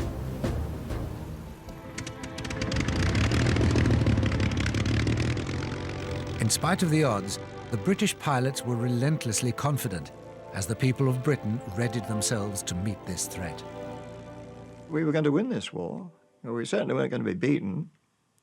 And everybody got into the swing of it. The government pressed all the bells and buttons they could, stepping up production of everything under the sun. All prominent buildings were being sandbagged. Everybody was digging slit trenches or putting up Anderson shelters. It was a tremendous period. The whole country was mobilized almost overnight. Most young people in the squadron were almost looking forward to war.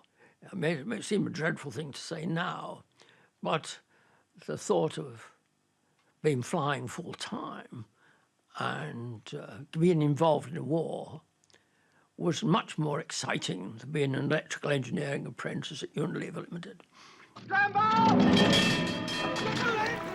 The job of defence would fall to the pilots of Fighter Command. But with the loss of 300 of its flyers during the fighting in France, the most pressing problem was the lack of experienced pilots. Its call for qualified volunteers brought young men from the farthest reaches of the British Commonwealth. I saw an ad in the newspapers in the early 1940. RAF wants qualified pilots. I'm an adventurous type by nature, and I wanted to go out and I wanted to see the world and I wanted to fly. That was my main really reason. I didn't know much about Hitler or his politics. I knew he was a bad man and it would be good for us if we fight against him. Other Commonwealth pilots had entered the RAF before the outbreak of war. I went over to England in 1935 with the objective of taking the entrance exams to the RAF College at Cranwell, which I did later that year, and then came home again thinking I'd failed, and then got a telegram to say that no, I had been accepted. So I got in the boat and came back again. Some who fought with the RAF came from countries not yet at war with Germany. It was while I was at the University of Texas that I became aware of the dreadful things that were happening in Europe. One had this hatred of fascism, and I chose Britain because Britain was the one country that was standing up against it and fighting. Of course, what I really wanted to do was to join the Royal Air Force. But it would have been very difficult for me to get to Britain. So I knew that the Canadian Air Force was part of the Royal Air Force and that their pilots were flying in Britain. That seemed to be the best way for me to do. But for others who joined, their service with the RAF was the continuation of a bitter, hard-fought battle. Many Polish pilots had already faced the Nazi invader. Flying obsolete aircraft against overwhelming odds, many had escaped to Britain as their homeland was overrun by the Nazis. When the invasion happened, it was a disaster for the whole country. Within the first 4 days, you see, it was obvious. They were just moving and rolling their armor, and the German Air Force going in advance, bombing and softening the targets. We were overwhelmed by the power of the Luftwaffe, and we suffered heavy losses, and we had to withdraw east. When we were there was we knew that the General Sikorski was in England already, and we were making arrangements for the Polish Air Force because we realized that was the only chance now to continue the fight. These pilots from overseas, who were to make up 20% of Fighter Command strength, were given an appreciative welcome. I was treated as a VIP wherever I went, with a turban and a wing on my turban and another RAF wing on my breast pocket. They would stop and talk to me, and if I went to the restaurant, they would give me whatever I want in spite of the Russians. We all went to the Polish Air Force base in Blackpool, All Blackpool was taken over by Poles, everywhere. All boarding houses, hotels, everything. There were Poles everywhere. For me, it was very surprising because the people treated us extremely well. People with, when you see it with Poland on your arm, they were so kind and willing. Everybody wanted to buy you a drink. While the combat-experienced pilots from the occupied countries of Eastern Europe would have no problems taking on the German Air Force in battle, taking on the English language was another thing entirely. Nobody spoke English. And so we struggled with this, and we found out that you could pronounce THE in about 10 different ways. The language barrier was at the beginning just to learn the basic command word. You see, once you learn the command word, with that command vocabulary, you wouldn't be able to make a conversation. But you know kill, you know attack, enemy bandit, because that was a jargon used during that fight during the war. Then they learn very quickly. There was a lot of girls, and they were helping us with our English, which was very kind of them. As a matter of fact, I corresponded with one. I asked her, I said to her, I will write to you in my broken English, how bad it is, will you send my letter back and with your corrections? You see, it will help me to learn. And one of those girls was corresponding with me in that way for several months. We already learned the English way of saluting with the full hand, because in Poland we have only 2 fingers. They said, don't fingers, because it's a very rude gesture, you mustn't do it. But now all these pilots were to learn how to handle a new breed of single-engine fighter aircraft. For them, as with the new British pilots, the first sight of these powerful machines was a moment to remember. I saw my first Spitfire, and I was so impressed with it, because in appearance, you couldn't have a more beautiful machine than the Spitfire. You fell in love with Spitfire the moment you see it. It's just like a beautiful woman with all the assets.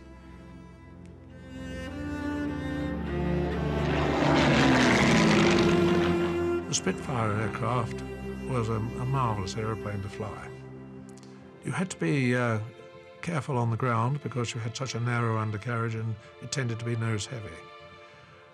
But once you got the aircraft into the air, it was a wonderful aircraft to fly. Quite frankly, it was such a fine aircraft that having got airborne, as long as there was nothing foolish done, the aircraft just seemed to fly away and take you with it. It was such a wonderful machine to fly because it was so sensitive to its controls. It turn, slip, side slip, do all of the things that you had to do in combat so easily. The Spitfire was to capture the imagination, but it was the less glamorous Hurricane that provided the greater part of fighter command strength. I would prefer fighting a war in a Hurricane than a Spitfire. Hurricanes was an aircraft which you could play with. I saved my life many times just because of the maneuverability of that aircraft. The Hurricane was a superb combat aircraft, actually. It was a better gun platform than the Spitfire. And it was a rugged aeroplane. It was a very good aircraft. But of course, the Spitfire had the edge on performance. It seemed somehow as though you fitted into a Spitfire rather more than you did a Hurricane. On the other hand, the Hurricane you trusted, it was a good old workhorse, it would take an awful lot of punishment, and you had faith in the aircraft. In fact, that's the only advantage I say of the Hurricane. It'd take punishment. Otherwise, the Spitfire wins hands down. I did more flying in Spitfire than Hurricane, but as a fighting machine, I prefer the Hurricane. Both of these fighters generated fierce loyalty among their pilots, who swiftly determined their abilities, but also re-engineered them to give them more of a fighting chance over the opponents. the Hurricane was pop riveted, all these little buttons sticking up all over. And I reckon if I file the heads down a bit and flatten them somewhat, not too much or they'd all come out, but flatten them a bit, I'd get a bit of extra speed. I reckon I got about an extra 5 miles an hour out of the aircraft, but the rigger and I would sit on the wing, on the ground, with the file, filing rivet heads. But there were other, less glamorous aircraft which were not so well thought of, such as the obsolete, slow and clumsy twin-engine Bristol Blenheim, an unfortunate and unloved aircraft. Our Blenheim were dreadfully cold. There was a howling gale used to come in. If you were any height, you see, I mean, the temperature outside was about, I don't know, minus 50, minus 60. And it was just, all we had was a pretty thin metal-skinned aircraft, and drafty at that, but bitterly cold.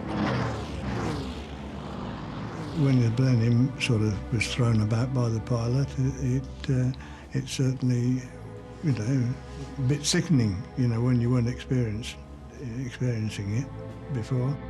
You know, the turrets generally, there wasn't a great deal of room. The only thing was, as you elevated the guns, and you had to mind that the back end of the gun didn't hit you in the face.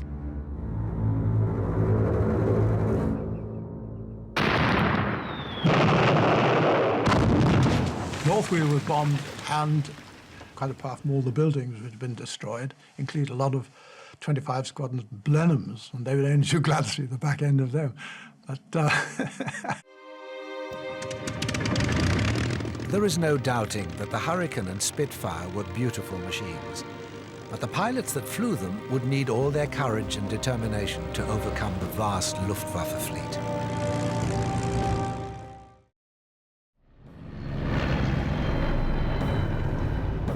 In August 1940, in the midst of the Battle of Britain, the Germans stepped up the ferocity of their raids.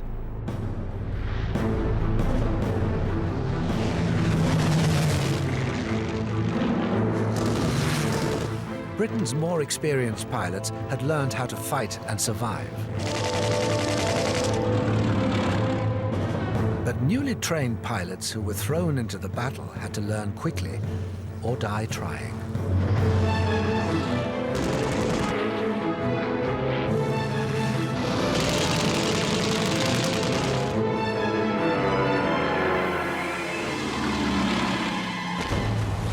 When the war started, I was 23, which, by comparison with the pilots in Battle of Britain, I was an old man. There are chaps of 18 there who were flying and dying.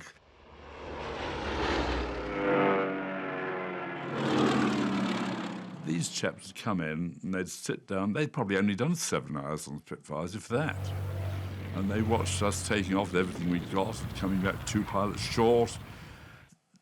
Their nerves must have been shot to blazes. I don't know how they coped. Of course, you took the new boys under your wing. I had one who was flying number 2 to me, and I said, right, you just hang on to my tail and watch what goes on. And my horror, I had that second sight one gets when you suddenly feel somebody is looking at you. I glanced up in the mirror.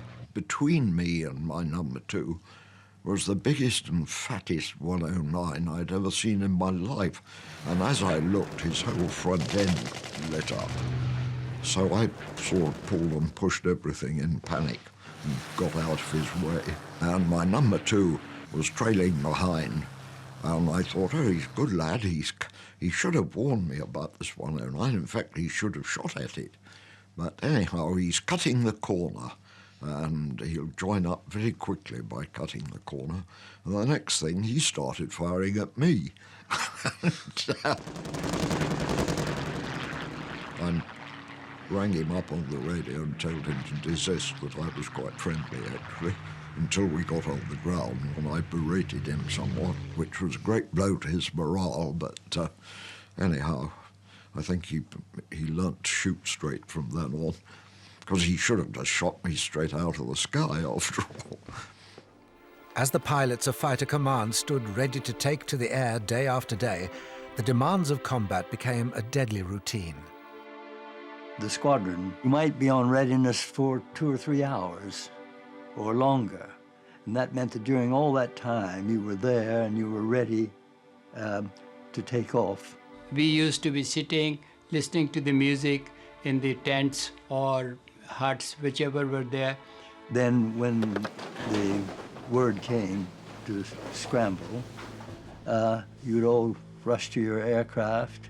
We were always fully dressed, and all what we had to do is to run as fast as we could to the dispersal point of the aeroplanes, jump into the aircraft. There were 2 airmen always on either side of the aircraft. They would strap us, and we had to be airborne within a minute. My record is 20 seconds.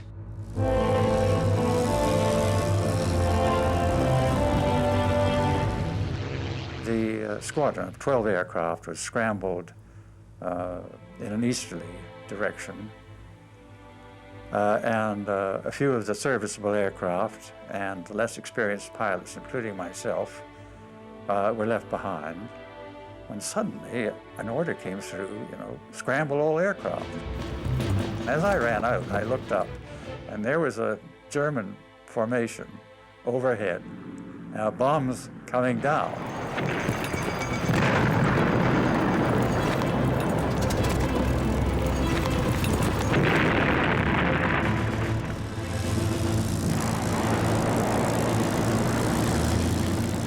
But I got off before the dust began to clear.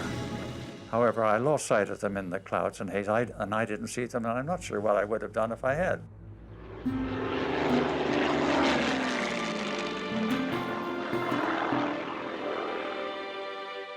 I don't think we were brave. It was just a matter of we were doing something that we felt we'd got to do, type of thing.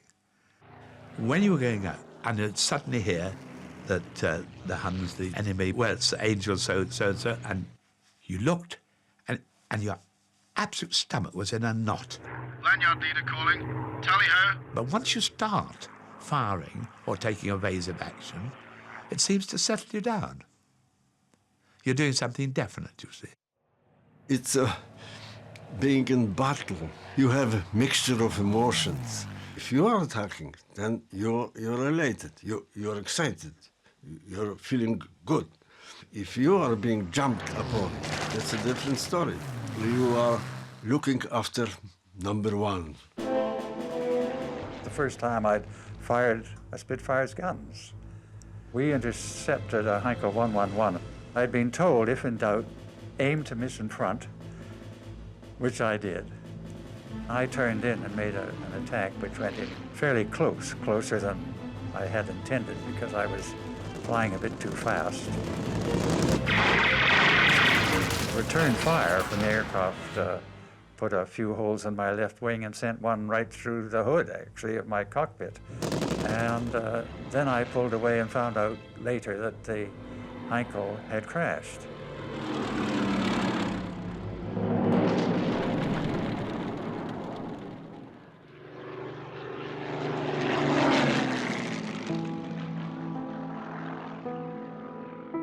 But in between the action, the aircraft had to be serviced and repaired and had to be kept ready to fight at all costs. This task was performed by an army of ground crew. They were absolutely marvelous because they knew the aircraft so well, and they helped us scramble in the least possible time, helping with parachute and harness and so forth.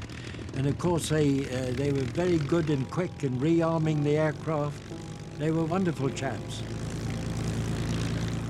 I was a keen amateur photographer, and that was my ambition, to join the Royal Air Force as a photographer. Oh, well, we don't want photographers now, we want some other people, and these are the trades that are open to you, rigger, fitter, and so forth and so on. So I said, all right, well, I'll be a rigger if I can, and signed up for that. I trained up there as an armourer. They teach you up there everything. You don't have to remember anything about your marching orders or square bashing, as they used to call it. You're now in classes learning about bombs, components, bullets, pyrotechnics, everything. And then you carry on, and then you have to take a big test there. You pass out with flying colours if you're any good. If not, you get sent elsewhere. But by a bit of luck, I was brainy and I passed out with flying colours. You took the panels off and checked everything, and there was the electricians, the armourers, and you was all milling about the machine, and you had what they call a Form 700, which you went through, like you checked everything, and if there was anything that you found, you'd tell the engineering officer, and the thing would go in the hangar, and the fitters in the hangar then would see to it. To be a rigger, you're taught how to sew a button on a shirt, for instance, and how to do metalwork. The training was very, very clear and precise. Armoury consists of fusing bombs, loading on aircraft, cleaning guns, mending guns, looking after all the ammunition. To me, handling explosives was no more than handling fireworks. Those gentlemen were out of this world. When I landed for each sortie, they used to get on the wing and take my straps off for me and help me out of the cockpit. And they always seemed more interested in what had happened than anyone else. And they were wonderful. I couldn't have coped without them.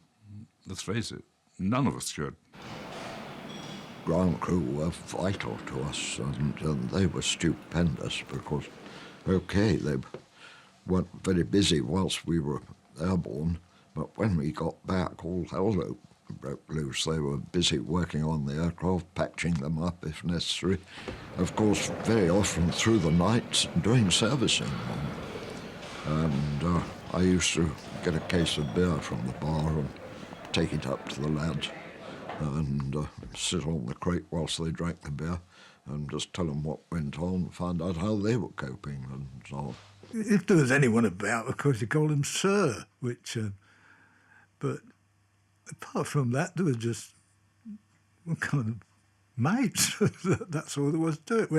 When there was on the ground, waiting for when was what they called on readiness, they'd sit around in chairs. They'd either play football with you or cricket with you, or they'd laugh with you, they'd joke with you. They were just mates. Well, I think they realised, in a way, that their life was in our hands. In that long summer of fierce fighting, the lives of the pilots and ground crew revolved around the squadron and its airfield. It was here they would seek out rare opportunities to enjoy life before once again seeking out death.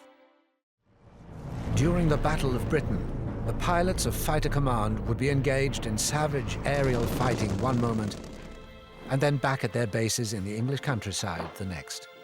Fleeting moments of calm away from battle were to be savoured by the fatigued fighter pilots. If you stay in the mess, you could play snooker, you could drink in the bar. The station commander played violin, and he would go with his violin to ladies' room, which was hardly ever used, a smallish room. He would have a bottle of scotch on the table, several glasses, and he would start playing. People would hear the music, and they would look into ladies' room, and he would do that, and very soon there was a party. Really, it was a very jovial kind of atmosphere that we made the most of and thought we were entitled to because of what the dangers we were putting up with. There was Orchard Hotel in Uxbridge, and the proprietor, he was like a father to us. And my pay was £15 a month. Usually by the middle of month, broke. And if you went to Orchard with about a shilling and you could afford half a pint of beer, you made it last. And when the proprietor saw that you were in that sort of, you have that sort of problem, he would send you a pint of beer. You see, he was that sort of chap. Very, very nice. We lived it up then in those days. Oh, just drinking and girls and things. You know, flirting. Yeah, flirting.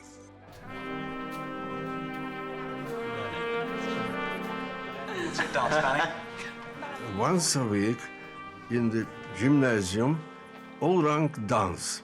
And that was great fun because station commander would ask his beautiful wife to lead the samba, and all the rest of the people were behind. So there were hundreds of people zooming around, you know, weaving around the gym. There were a couple of girls which I met, and when I was in hospital, they came to see me. And the nurses in Hillington Hospital didn't like that, and they told them they have only 5 minutes. I wasn't dying, I was all right, the operation was over. So I told her that this is not on, really, why shouldn't they stay longer? I said, besides, I'm engaged to both of them, so they can't depart so soon.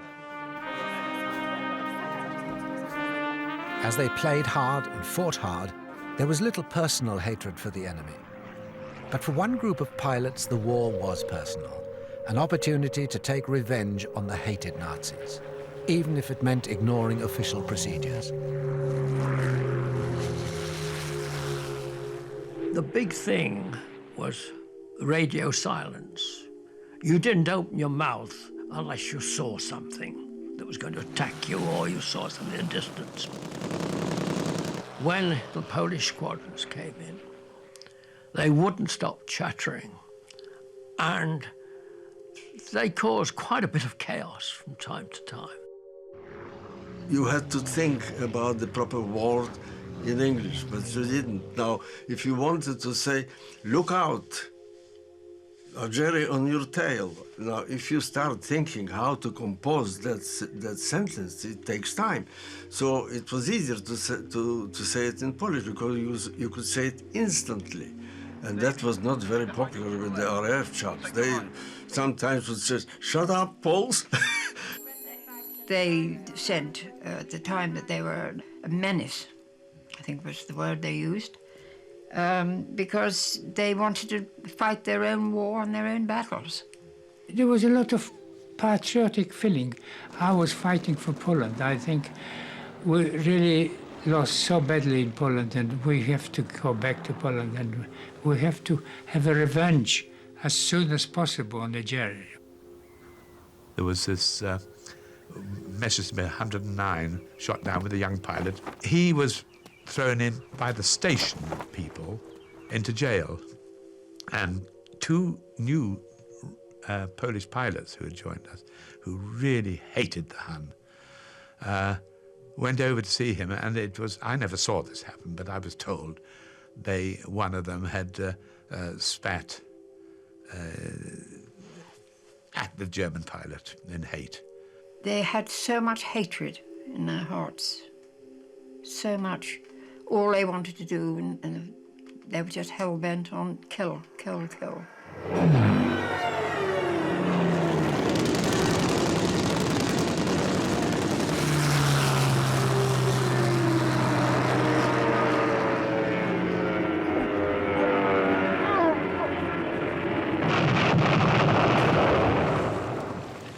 Actually, we had reasons to be to dislike airmen and Germans, and if there was an opportunity to do them any harm, nobody hesitated. This is how it was. They were not exactly bilingual, so it was rather difficult to handle them, and I think the controllers were inclined not to use them if they could help it, because the fact that they weren't sure they would understand the orders that were given to them. One day when everything was in the air, we had nothing else to put up at all. Next thing you heard was, we are up, show us the Hun. And they had taken off on their own, and they were up there getting ready to go. So they gave them back to us, hopefully that they got them, but they did a good job, and they never looked back. They were used after that a great deal and did a wonderful job. We never said telephone, none of us. We would use one simple word. We attack.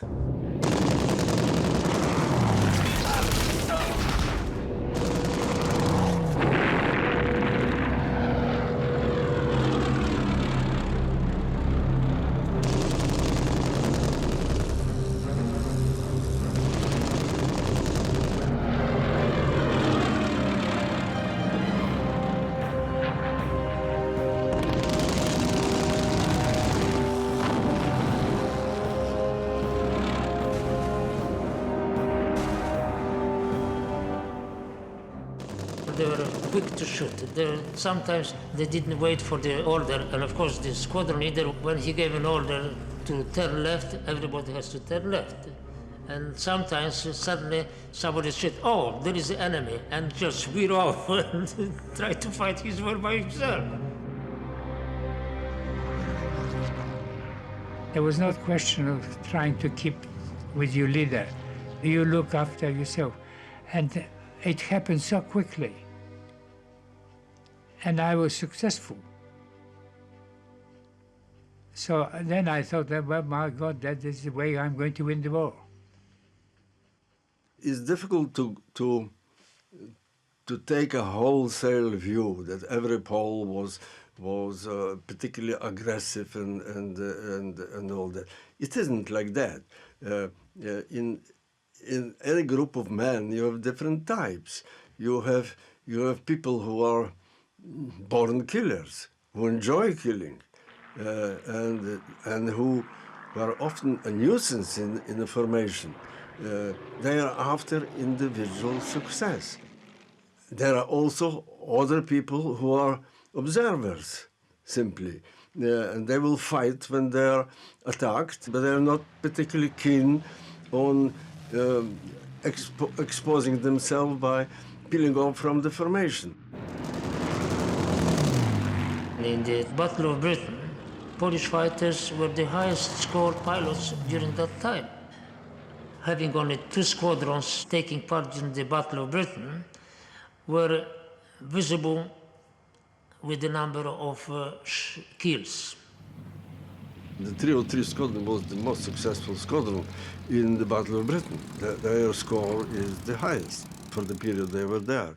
I'm not praising them for any other reason, except that they deserve it. They did very well. Towards the end of August 1940, the success of the Polish pilots helped the overall swing of the battle to the British. The Germans must have been frustrated in the extreme. They must have said to one another, where the hell do they keep coming from? And of course we'd got them taped. But we were relatively few, but well organized. But despite the successes, the number of pilots lost through death or injury meant that fighter command's ability to put up a fight hung dangerously on a knife edge.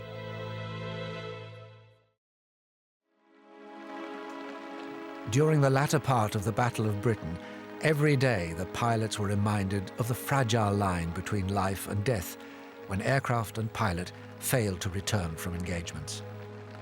I consider myself very lucky to be alive today. Among the 8 Indian fighter pilots, 6 were killed. We had a new Blenheim being delivered to the squadron, and it crashed and it set fire, and we ran to the scene, and they'd fetched the pilot out, but he was badly burnt, and his hot face slapped against mine, and it was one of the things that might have put me off flying for the rest of the war, you know, having that experience. For many pilots during the Battle of Britain, however skilled, luck was on their side. I turned the aircraft over, pulled my straps. I was dropping out, looking at my toes up in the air there, coming over, and I remember thinking, you've got to count something before you pull the ripcord. I didn't even know where the ripcord was. I had never even touched the ripcord. But I remember panicking as to where it was, and I got it, and I threw it, and it went straight off in the air. I thought, oh my God, I've broken it. And my hands went to my backside to try to release things when I suddenly found that little tug of the pilot chute come out. And the other thing was my flight commander was shot in the foot by the Home Guard. And this worried me, so for the last few hundred feet I was yelling out, British, British, British.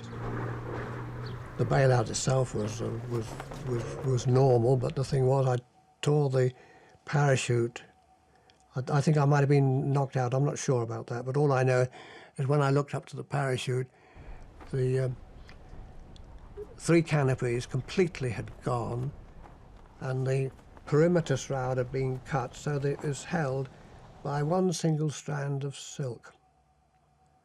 And if that silk gave way, then the whole parachute would have collapsed. I think, although nothing happened, I think it was the most, shall we say, terrifying, if you like, few moments I've had until that parachute landed on the ground.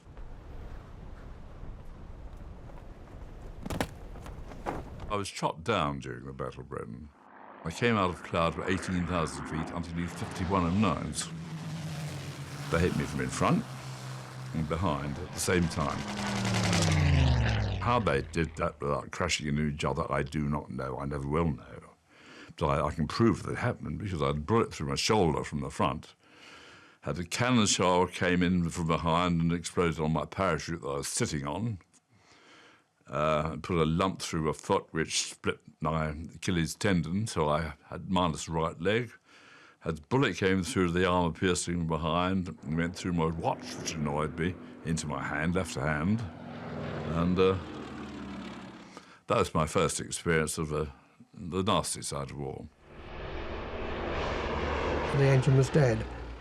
Dead silence. Engine had stopped.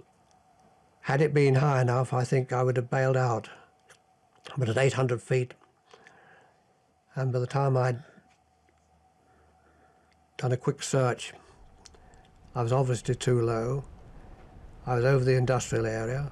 All that was below churches, schools, terraced houses, pylons, factories, canal. In fact, absolutely not a yard that you could put down on. And the only thing left to me was to go behind a row of terrace houses where they each had a little cabbage patch of about 10 or 15 yards. And I thought, well, I might be able to put it down there. But it had to be very, very accurate flying to get it onto the right spot. There was 2 very large oak trees on the right-hand side. The starboard wing caught one of these and snapped off immediately. That pushed my port wing into the ground. That snapped off. That swung me into the house. It knocked a hole into the house and left the engine pretty well on the kitchen table. The fuselage then skidded aloft through the Brussels sprouts and demolished a garden shed and struck a concrete post, and that spun me round, leaving me just almost on the seat that I'd sat in. And had I not have put the seat down low and strapped myself in hard, then the first time that wing caught the oak tree, I would imagine I'd have smashed my face. But as it was, it skidded across the ground, and although I was bruised and a bit of blood flying around, but in relative terms, I was unhurt.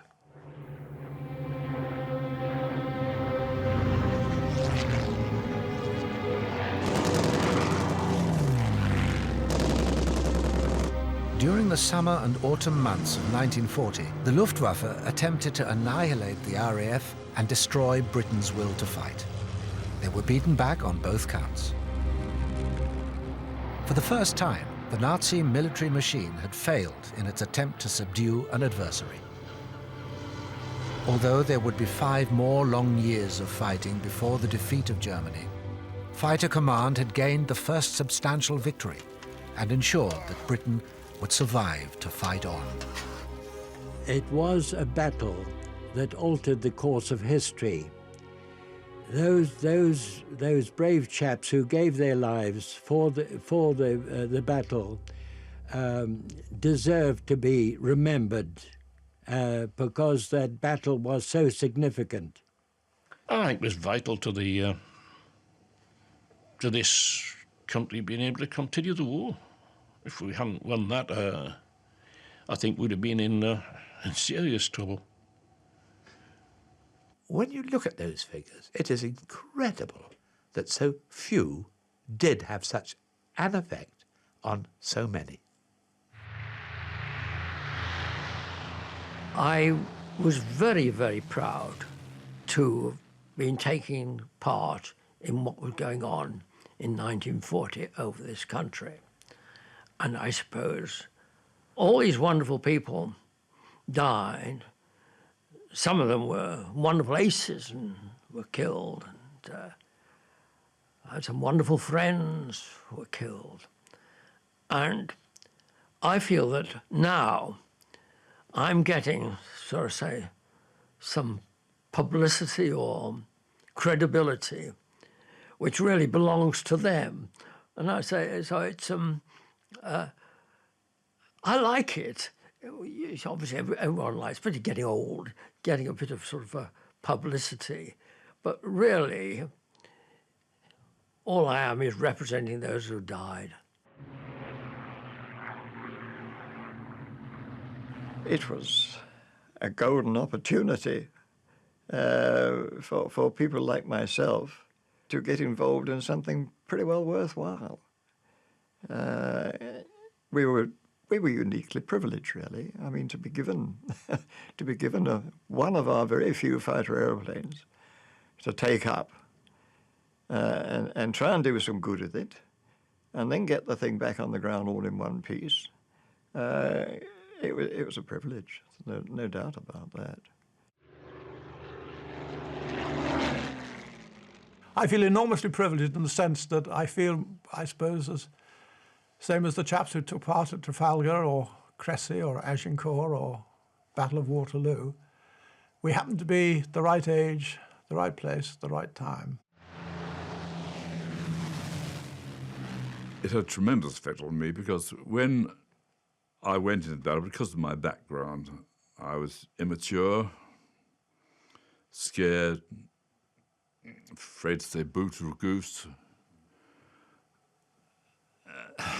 I was just a nobody, and it was obvious to me. I was made to feel that in a way. But after the Battle of Britain, I could make decisions on anything. I could do anything and was afraid of nothing. It took more than individual courage and bravery to win the Battle of Britain. Behind the fighting few, there was a complex command and control system guiding them, ground crew supporting them, and a nation behind them.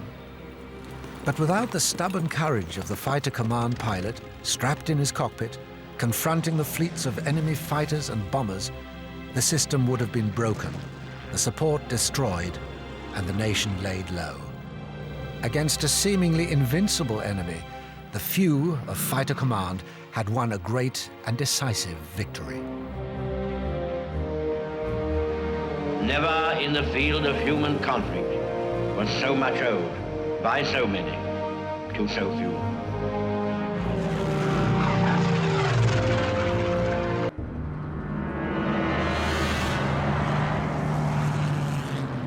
In the autumn of 1940, with the Nazis determined to invade, Hitler orders his massive bomber fleet to rain bombs on the civilians of Britain.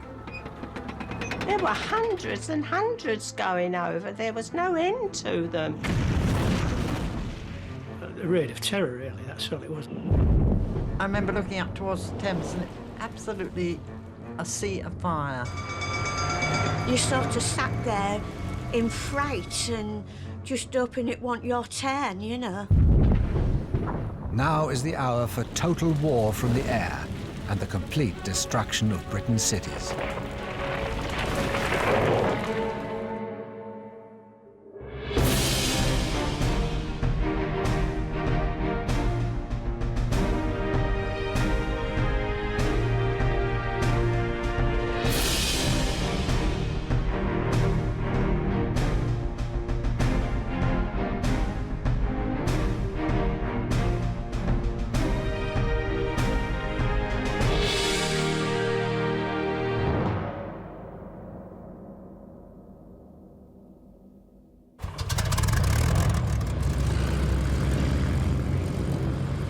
Okay.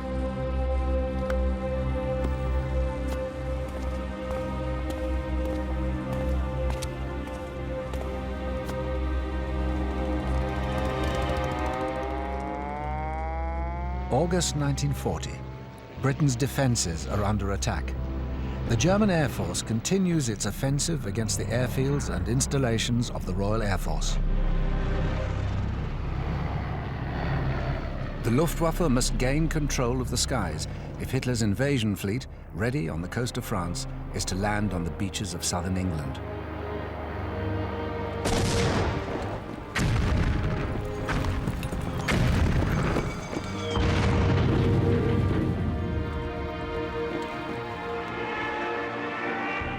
In spite of determined opposition by the outnumbered pilots of Fighter Command, the Luftwaffe struck repeatedly at these vital targets. As losses mounted, the scales began to tip against the Royal Air Force. I looked down and the airfield had disappeared because 30 Dorniers had laid 300 bombs all over it, you see, and all you could see was an enormous splurge of black smoke and grey smoke and brown smoke. And I remember thinking, the silly blighters, what they've done to our airfield, where am I going to land now, you know? I know that they really did hammer us, and they came in under the radar, so we didn't get a warning, and they were bombing the airstrip before we realised. They hit tops, but outside, and all the sandbags burst, and the sand came on the floor, and we were in a right mess trying to make the wirelesses work, and it was chaotic.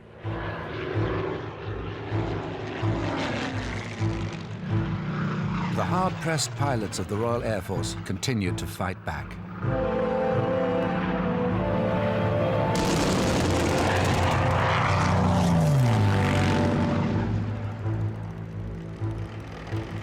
Frustrated by Fighter Command's stubborn defense and furious at RAF raids on Berlin, Hitler orders a change of targets.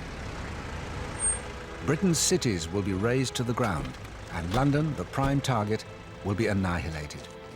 A full-scale assault on London was ordered. The war of attrition against Britain's defences was to become a war of terror against her people.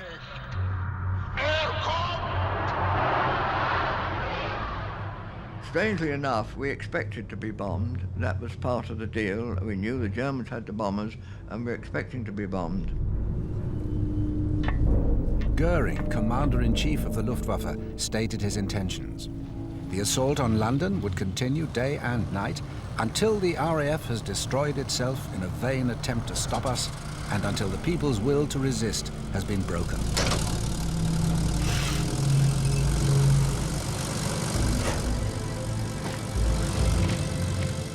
On September the 7th, 1940, the attack on London began. It was, at the time, the largest aerial assault on any city.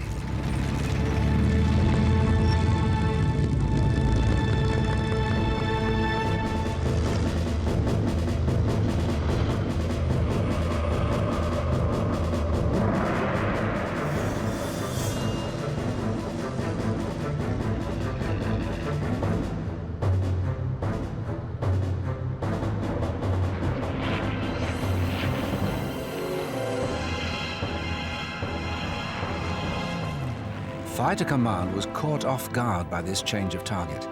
Despite attacks by outnumbered British fighters racing to intercept, the German bombers still headed towards London.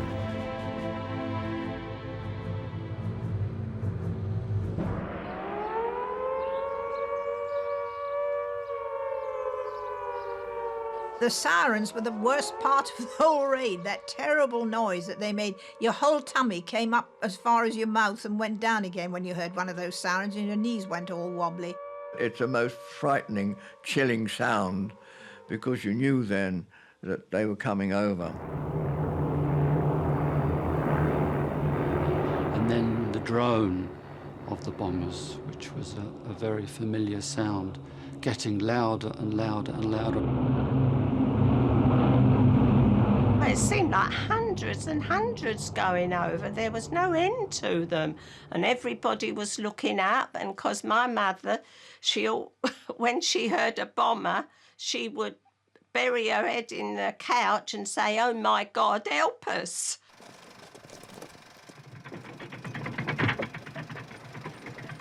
And the guns crash, crash, crash, crash. And then the whistling and the bombs falling.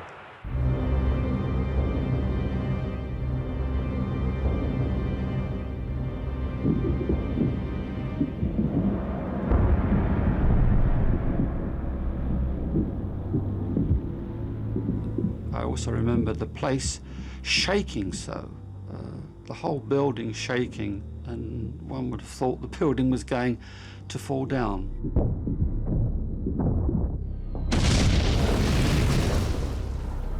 The sheer intensity of the noise, yes, horrible. By nightfall, the Docklands and the East End of London were in flames.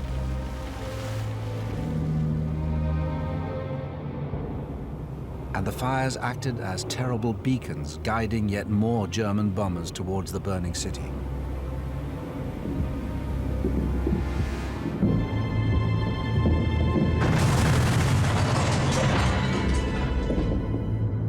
We did defensive patrols from in the Portsmouth area right up to Thames Estuary. And the fascinating thing was really that pitch black night, almost as soon as we took off, we could see the fires of the Blitz in London. And that wasn't very appetizing.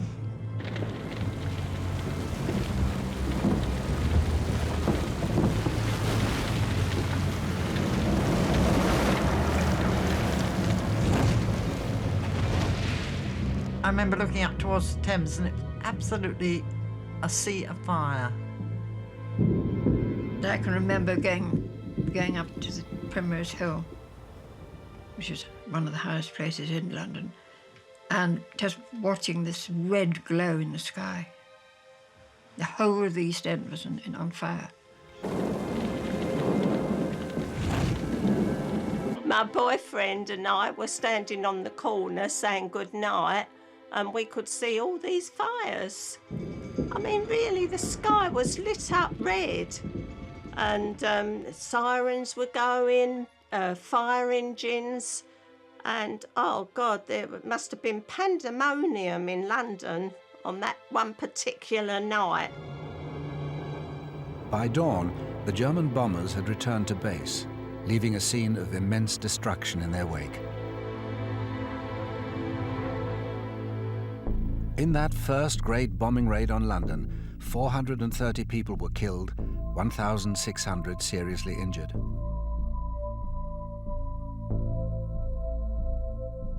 Lots of fires still alight.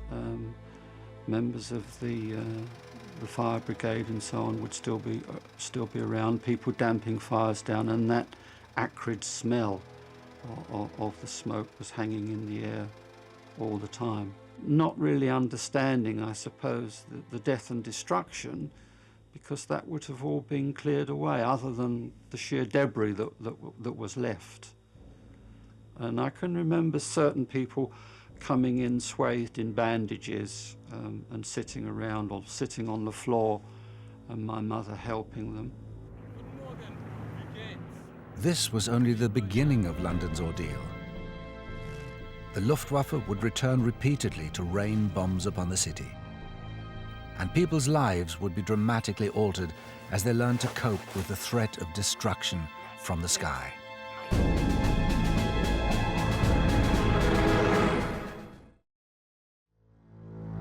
In September 1940, after months bombing the airfields and installations of the RAF, Hitler suddenly changed tactics and diverted his bombers to the cities and the civilian population.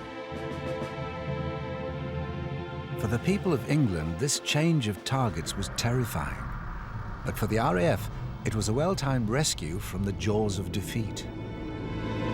If they had not started bombing London and they'd kept up bombing the airfields, I think we'd have run out of both. We may have kept up with aircraft, but we'd run out of pilots.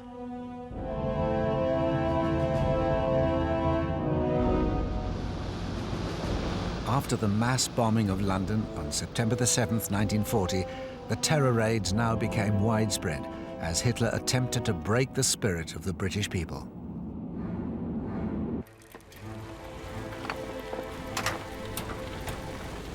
The terror raids now spread across the rest of the country. All over Hull was scenes of the bombing and things like that. There were thousands of houses gone, so it was a bit of a mess. a raid of terror, really. That's all it was. They never bombed the docks or anything like that. They just bombed the houses and that. That's all it was, just to put the frighteners on us, I suppose. Coventry was very badly bombed. In fact, it was Coventrated. The word was invented to describe what was done to a town when this happened. We could hear it, of course, from where we were sort of sheltering, which was in the lounge, not terribly secure. But we went out to the front of the house and facing towards Coventry, and you could see the flames and the explosions and so on, and the bangs and so on. And, you know, as I say, they rattled the windows and the doors. The whole town seemed to be on fire. When you looked out of the window, there was nothing that you could see but fire. You think that this is just a hallucination. It can't really be happening that the whole town is on fire. I mean, I suppose literally the whole town wasn't on fire, but it looked like it. 3 of us went to bed. Sister Sheila, my brother and myself went to bed. And the next thing I heard was my dad saying, "Come on, get up, there's a plane overhead." I was just about to get up when a bomb hit the house, and I could hear it coming down anyway, you know, the whistling and bomb makes. And it was a crash and everything went black. And the first thing I knew was struggling for breath. I was buried like. And I was dug out, and my brother was, my sister was, but my brother was dead.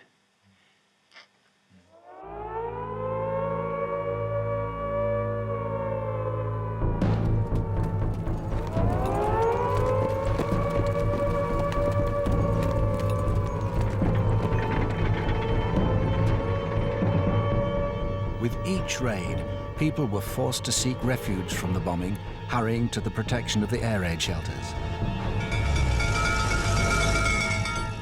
In London, many used the underground stations. I was travelling through London, and you could hardly get off the tube trains because of all the people sleeping in the tubes. You have to virtually walk over bodies, not dead bodies, but kids and mums and all sleeping there. But, I mean, everybody was up for it. I would go through one of the underground stations, and there, of course, would be 100 or so people who were sheltering there. They used to sleep in the stations at night, and particularly if you were a pilot and were coming along, they'd all wave to you and speak very friendly to you because there was a great sense of appreciation on the part of the British for what the Air Force had done during the Battle of Britain and that sort of thing. But for those living away from the underground stations, alternative shelters were provided. We used to have to go into shelters. They were called Anderson shelters, and they were 2/3 in the ground and 1/3 above, with earth on top. And there were two bunk beds each side. But I refused when I was about 16 to go down there anymore. I said, if the Germans are going to get me, I'm going to stay in my bed. I never went into a shelter because I had this fatalistic attitude. If I'm going to be killed, I'm going to be killed, no matter where I am. And I think a lot of us had the same attitude. And there was little reassurance for many who did use the shelters. You never sort of spoke to each other. I think you sort of sat there in fright and just hoping it wasn't your turn, you know. It was a case of being in the shelter from, say, about 8 at night to about 5 the next morning with the bombs dropping all the time. And I was just there with my knees shaking. It was frightening, yeah. I mean, you just was in the air raid shelters and you just stayed down there and that's all you did do, petrified. You were frightened to go out. My grandmother, after a while, she would hold my hand and grip it very tightly. And as the planes were coming in and you could hear that rumble of the bombers and the guns going wallop, wallop, wallop, bang, and she would be saying, one coming in, and squeezing my little hand until it hurt.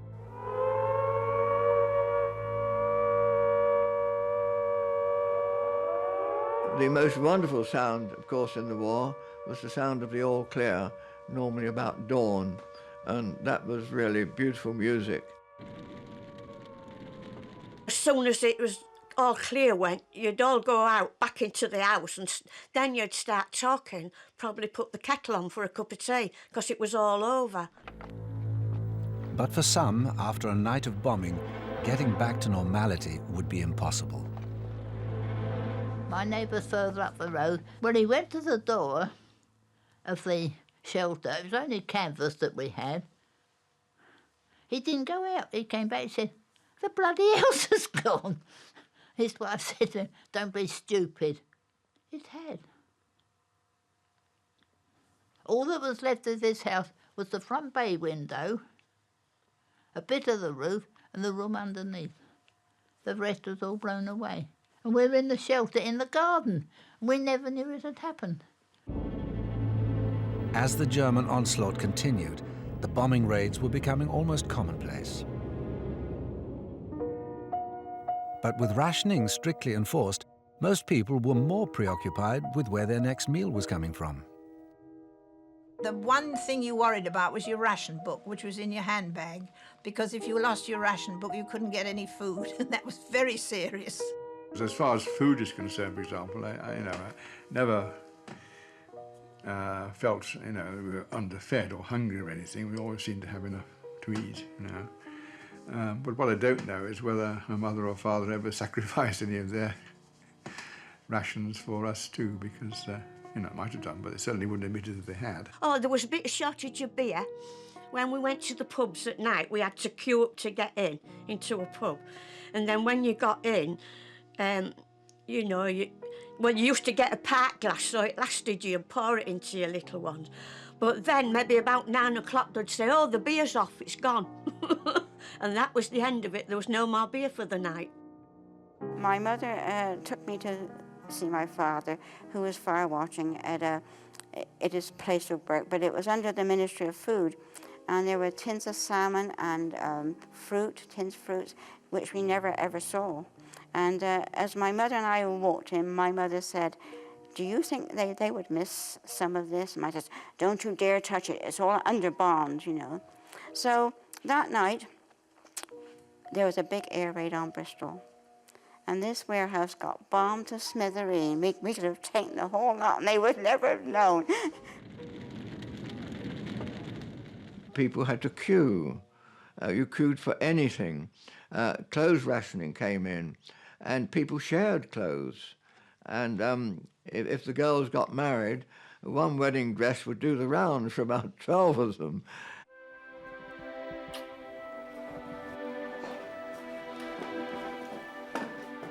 We used to buy clothing coupons off different people, especially us young ones that was working and could afford them.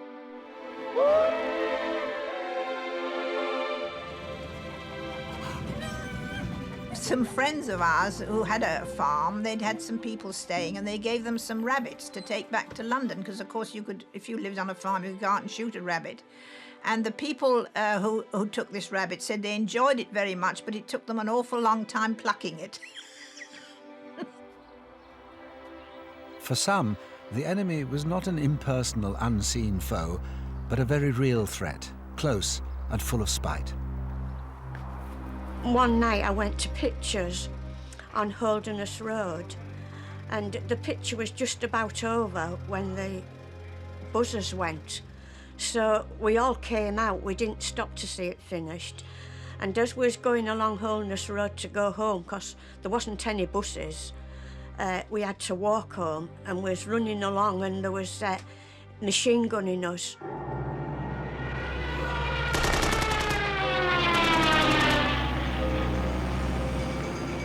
There was one plane that when it actually came down with the bombs, it made a screaming noise. And that was worse than any other sound. It was worse than hearing the bombs going off, actually. It was the feeling of it coming nearer and nearer, and there was nothing you could do about it. You were completely helpless.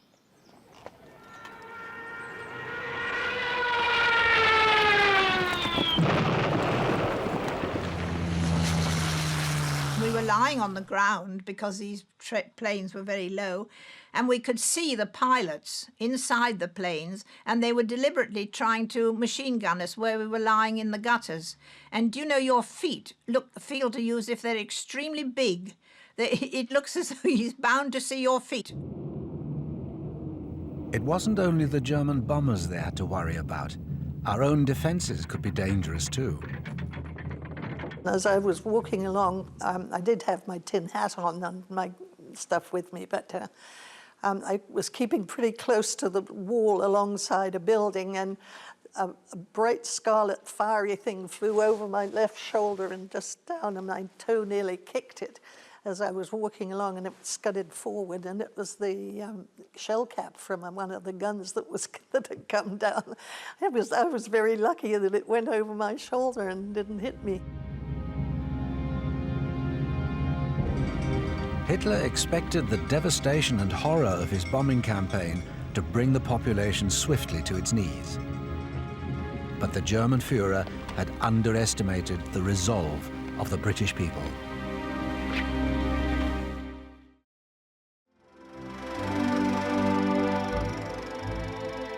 The German Air Force had thrown its full might in a relentless bombing campaign against the cities of Britain. But the people who lived in them were determined to fight on.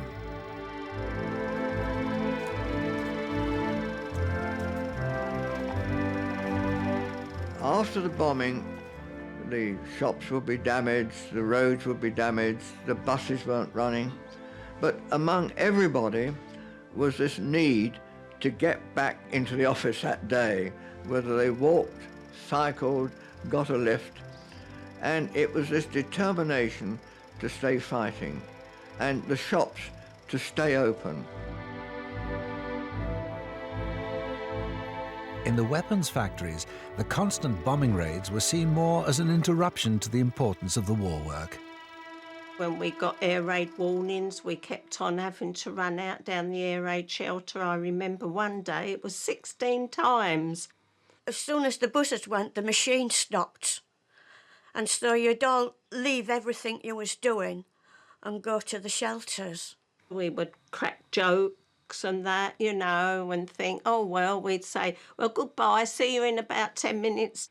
I can never say I was in the shelters very long.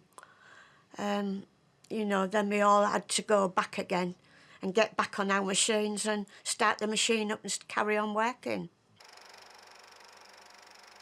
You never knew from one day to the other, if you went into the factory, what would be there. And you see, several times I would go into the factory, and I remember one when the machine shop was blitzed, that there was complete and utter devastation. There was blood and gore and bits of flesh and that up into the girders. And there were people whose relatives were actually in the raid that had been killed. But you see, there was a spirit there that, although people were sobbing their eyes out, it didn't stop them working. They carried on, and it's unbelievable to think that you go in and write the place off as being completely, utterly devastated, and yet by the end of the day, the place would be cleared out. There'd be canvas sheets going over to protect the roofs. There'd be other machines that would be ordered from different places, and within a week, the place was back, and we were producing. And that was where the, as far as I was concerned, the marvellous spirit of the British people came to the fore. Everybody was determined to do their bit, to strike back at the enemy, to play a part, no matter how small or seemingly trivial. As boys, we used to go around and collect scrap iron, that type of thing, you know. Go around and knock on doors and collect scrap, take it back to the school and put it in a great big heap. And also did that for waste paper as well. And a bit later on, there was a great call for scrap aluminium. So people were persuaded to part with some of their saucepans and hot water bottles. They sewed the railings down, things like that. And tin cans and all like that. That's what they did. They didn't do anything with it, did they?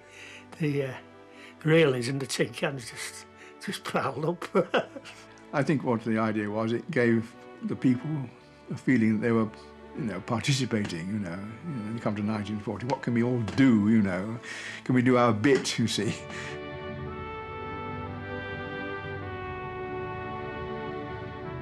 During this intense German bombing, people were doing their bit for the country, but life somehow had to continue despite the hardships.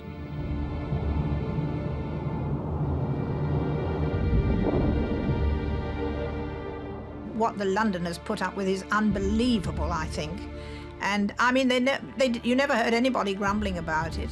I mean, outside in the countryside, we didn't really know as much about the war as other people. There's no doubt about that. Even though we had this bombing, it was nothing compared with what other people had. Well, you just had to carry on with it. I mean, we still went out at 7 o'clock in the morning to get a tram to go to work. And I mean, you couldn't go out once you went in the building because you was too frightened. We just went over the road to get something to eat and come back to work. And then when we came out 6 o'clock at night, we hadn't got down to the Old Bailey and the sirens would go and you'd just have to run for your life then to get on the tram to get home.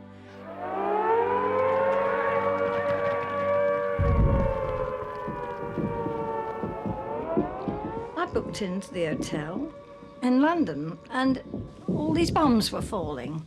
And I flew downstairs in a see-through nightgown. And I was terrified, you see. And I realised when I hit the bottom stairs I'd done the wrong thing. And the porter, fortunately, seeing that I was young and vulnerable, took me upstairs to my room again.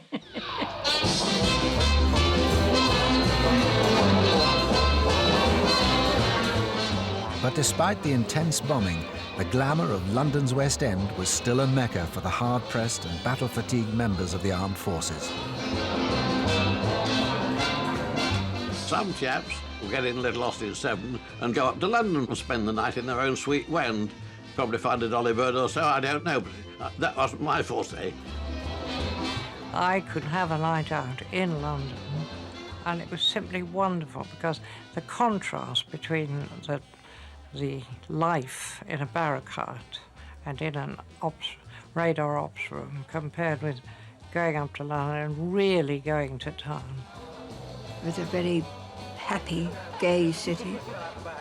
Theatres were doing well, restaurants extremely well. I remember going out one night for dinner, meeting somebody for dinner. We got in a taxi and the taxi said, "Oh, sorry, Dux, we can't go around there because there's a crater there." He said, "Whoops, we nearly went into it."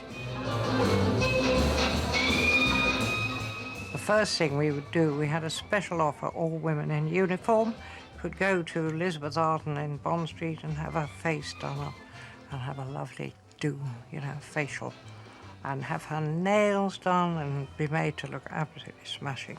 2 guineas. That's all she charged. And then we'd go to a nightclub afterwards. There were 4 or 5 really ace nightclubs.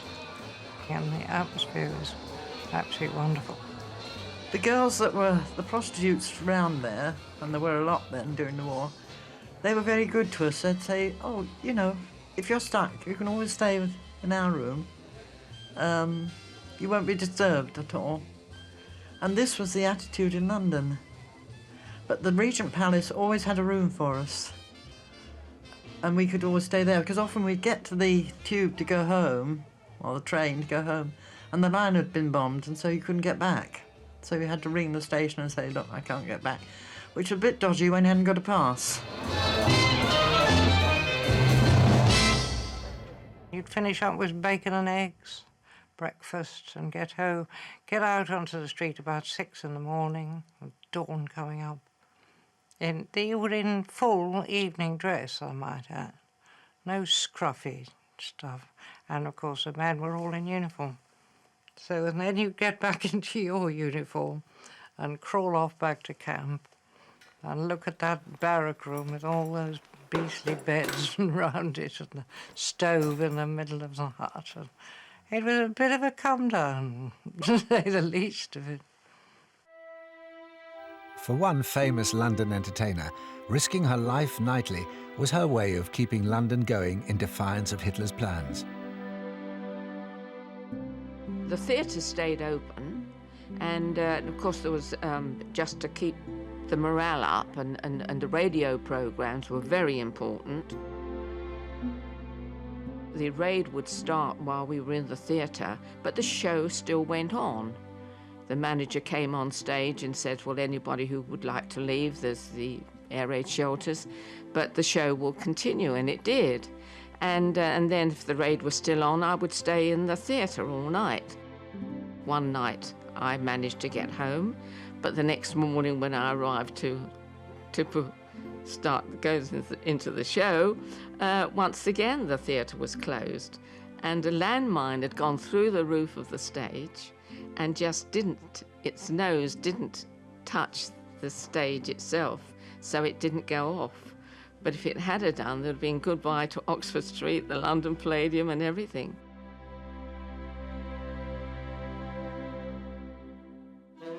You just got on with it. You thought, oh, well, I'll get in the car, I'll drive through London and I'll do the show, or I'll go to the hospital or army camp or something. And you just did it. You didn't sit down and analyse it. You just thought, well, it's here. Let's, do what we can. And I think that's the attitude of everybody that lived through it. And Dame Vera's efforts, along with the efforts of many other entertainers, helped to keep morale high throughout the war. It was a heartbreaking time, but you went up to London, you danced to Joe Loss, and you went to the Stork Club, and you came back, and there were a few more gone. That was it. And Vera Lynn sang, and it was in some ways, quite a wonderful war. Okay, scrabble.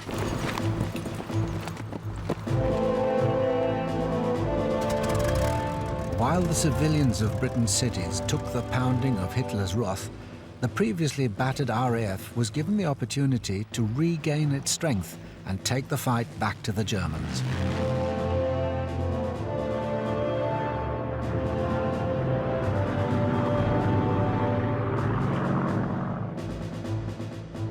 And as the people went about their lives, they could see the evidence of the recovered strength of Britain's fighter squadrons in the skies above them.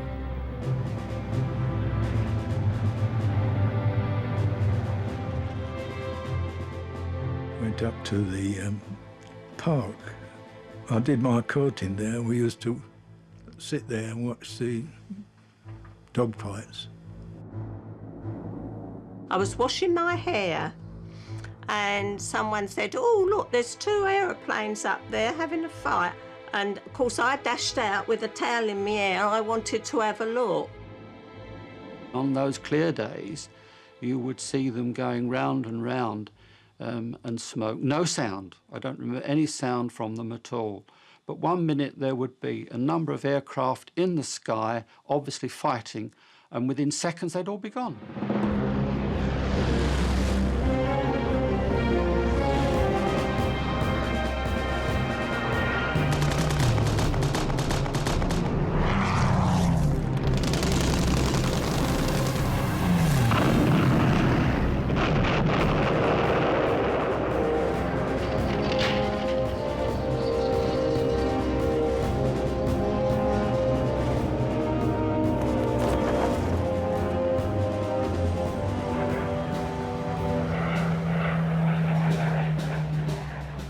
I lived in Gidea Park, and Jerry would strafe the airfield, fly up towards Gidea Park, and go between the houses to get away.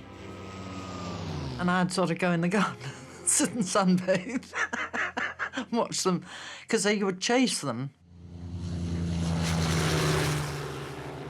And the flying was absolutely, they'd be on their side, chasing these Jerrys, and I was saying, oh, for goodness sake, get them in. But of course, they would not try and shoot them down over a built-up area.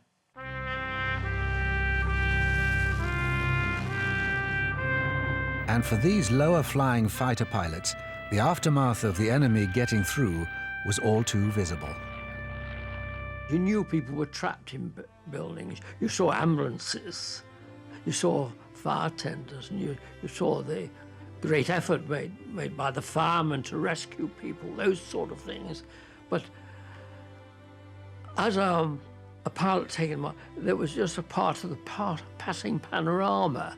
You know, that wasn't part of your life. You know, you had another thing that you were up to. But for those on the ground, it was just part of wartime life.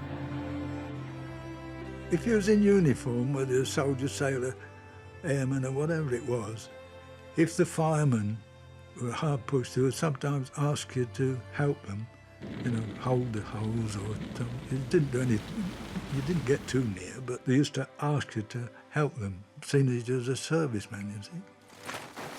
But walking around London, if you saw rubble or anything, you'd go and help.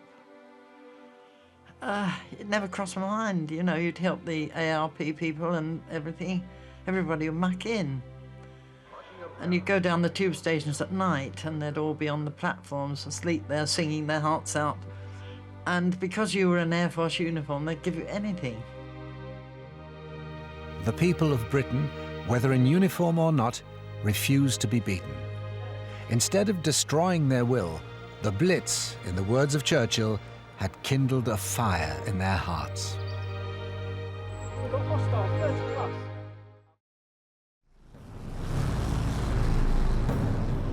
Hitler's plans to destroy the people's spirit through the terror of bombing and the fear of invasion was failing.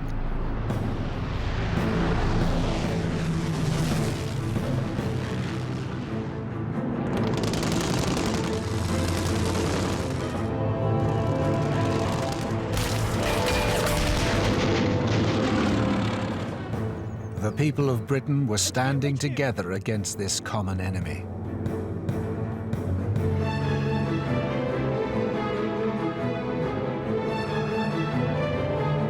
And towards the end of 1940, morale was high.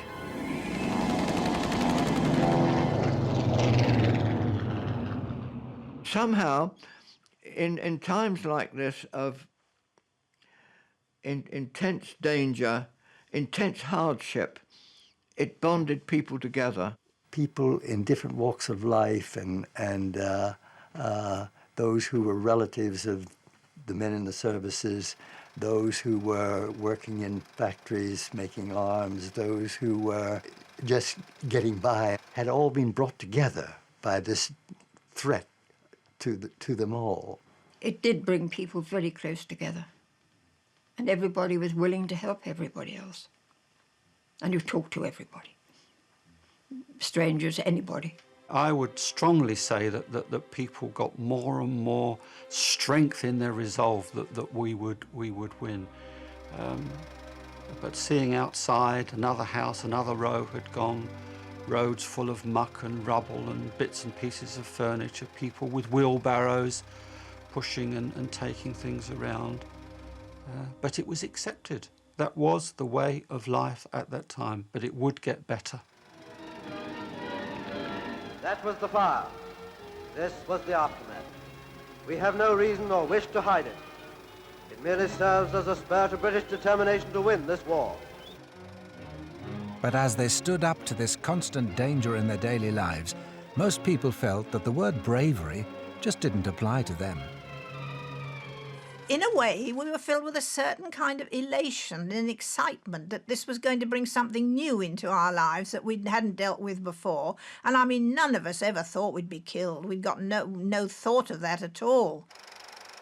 You'd be watching the film, and then the screen would go blank, and probably you'd heard the sirens anyway, going, on Wailing Winnie would go, and then it'd come up. There was an air raid water in progress.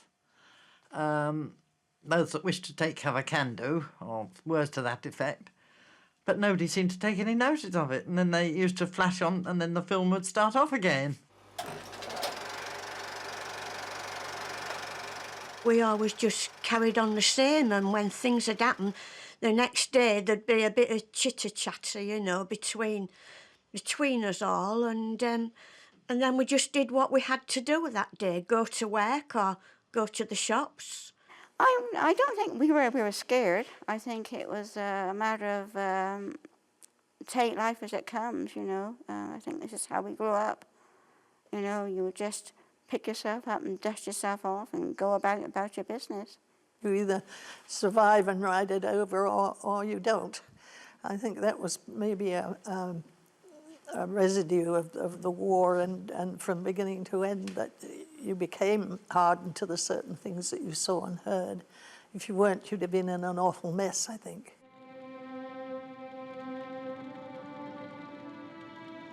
The hearts of the British could not be broken under the constant Nazi bombing. Hitler was left frustrated by British resilience. There were the women, the street was bombed, but they'd be out there cleaning their doorstep.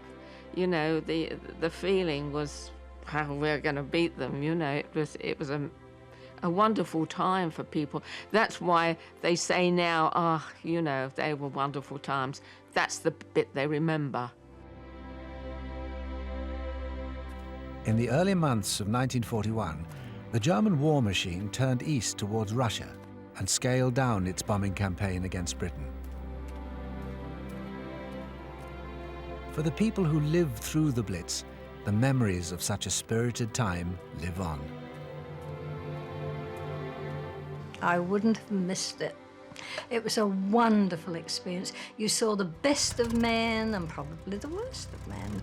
You saw the bravery and you saw lots of other things too. As a young lad, I distinctly remember the sheer warmth and kindness of human beings. It makes me feel a little emotional because people were so kind to one another. And people had hardly anything, but if they knew that you were short of something, they would somehow rustle around and find it for one another. Nothing was of too much trouble for people to help one another. Good men gave their lives. There's children that didn't know their father. There's wives that have lost their husbands. It brought a lot of sadness. And that's what I say, remember them.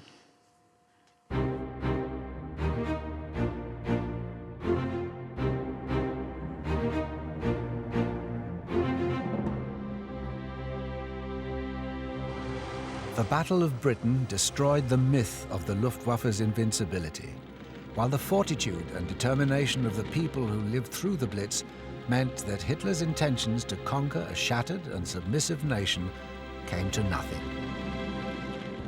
The Battle of Britain was not won by the Royal Air Force. The Battle of Britain was won by every man, woman and child who lived in this country at the time. It was a gigantic effort. The British people had played their part in winning the Battle of Britain and the eventual defeat of Nazi Germany. The Germans found that you can bomb a great city into destruction, but you cannot destroy the spirit of a great people.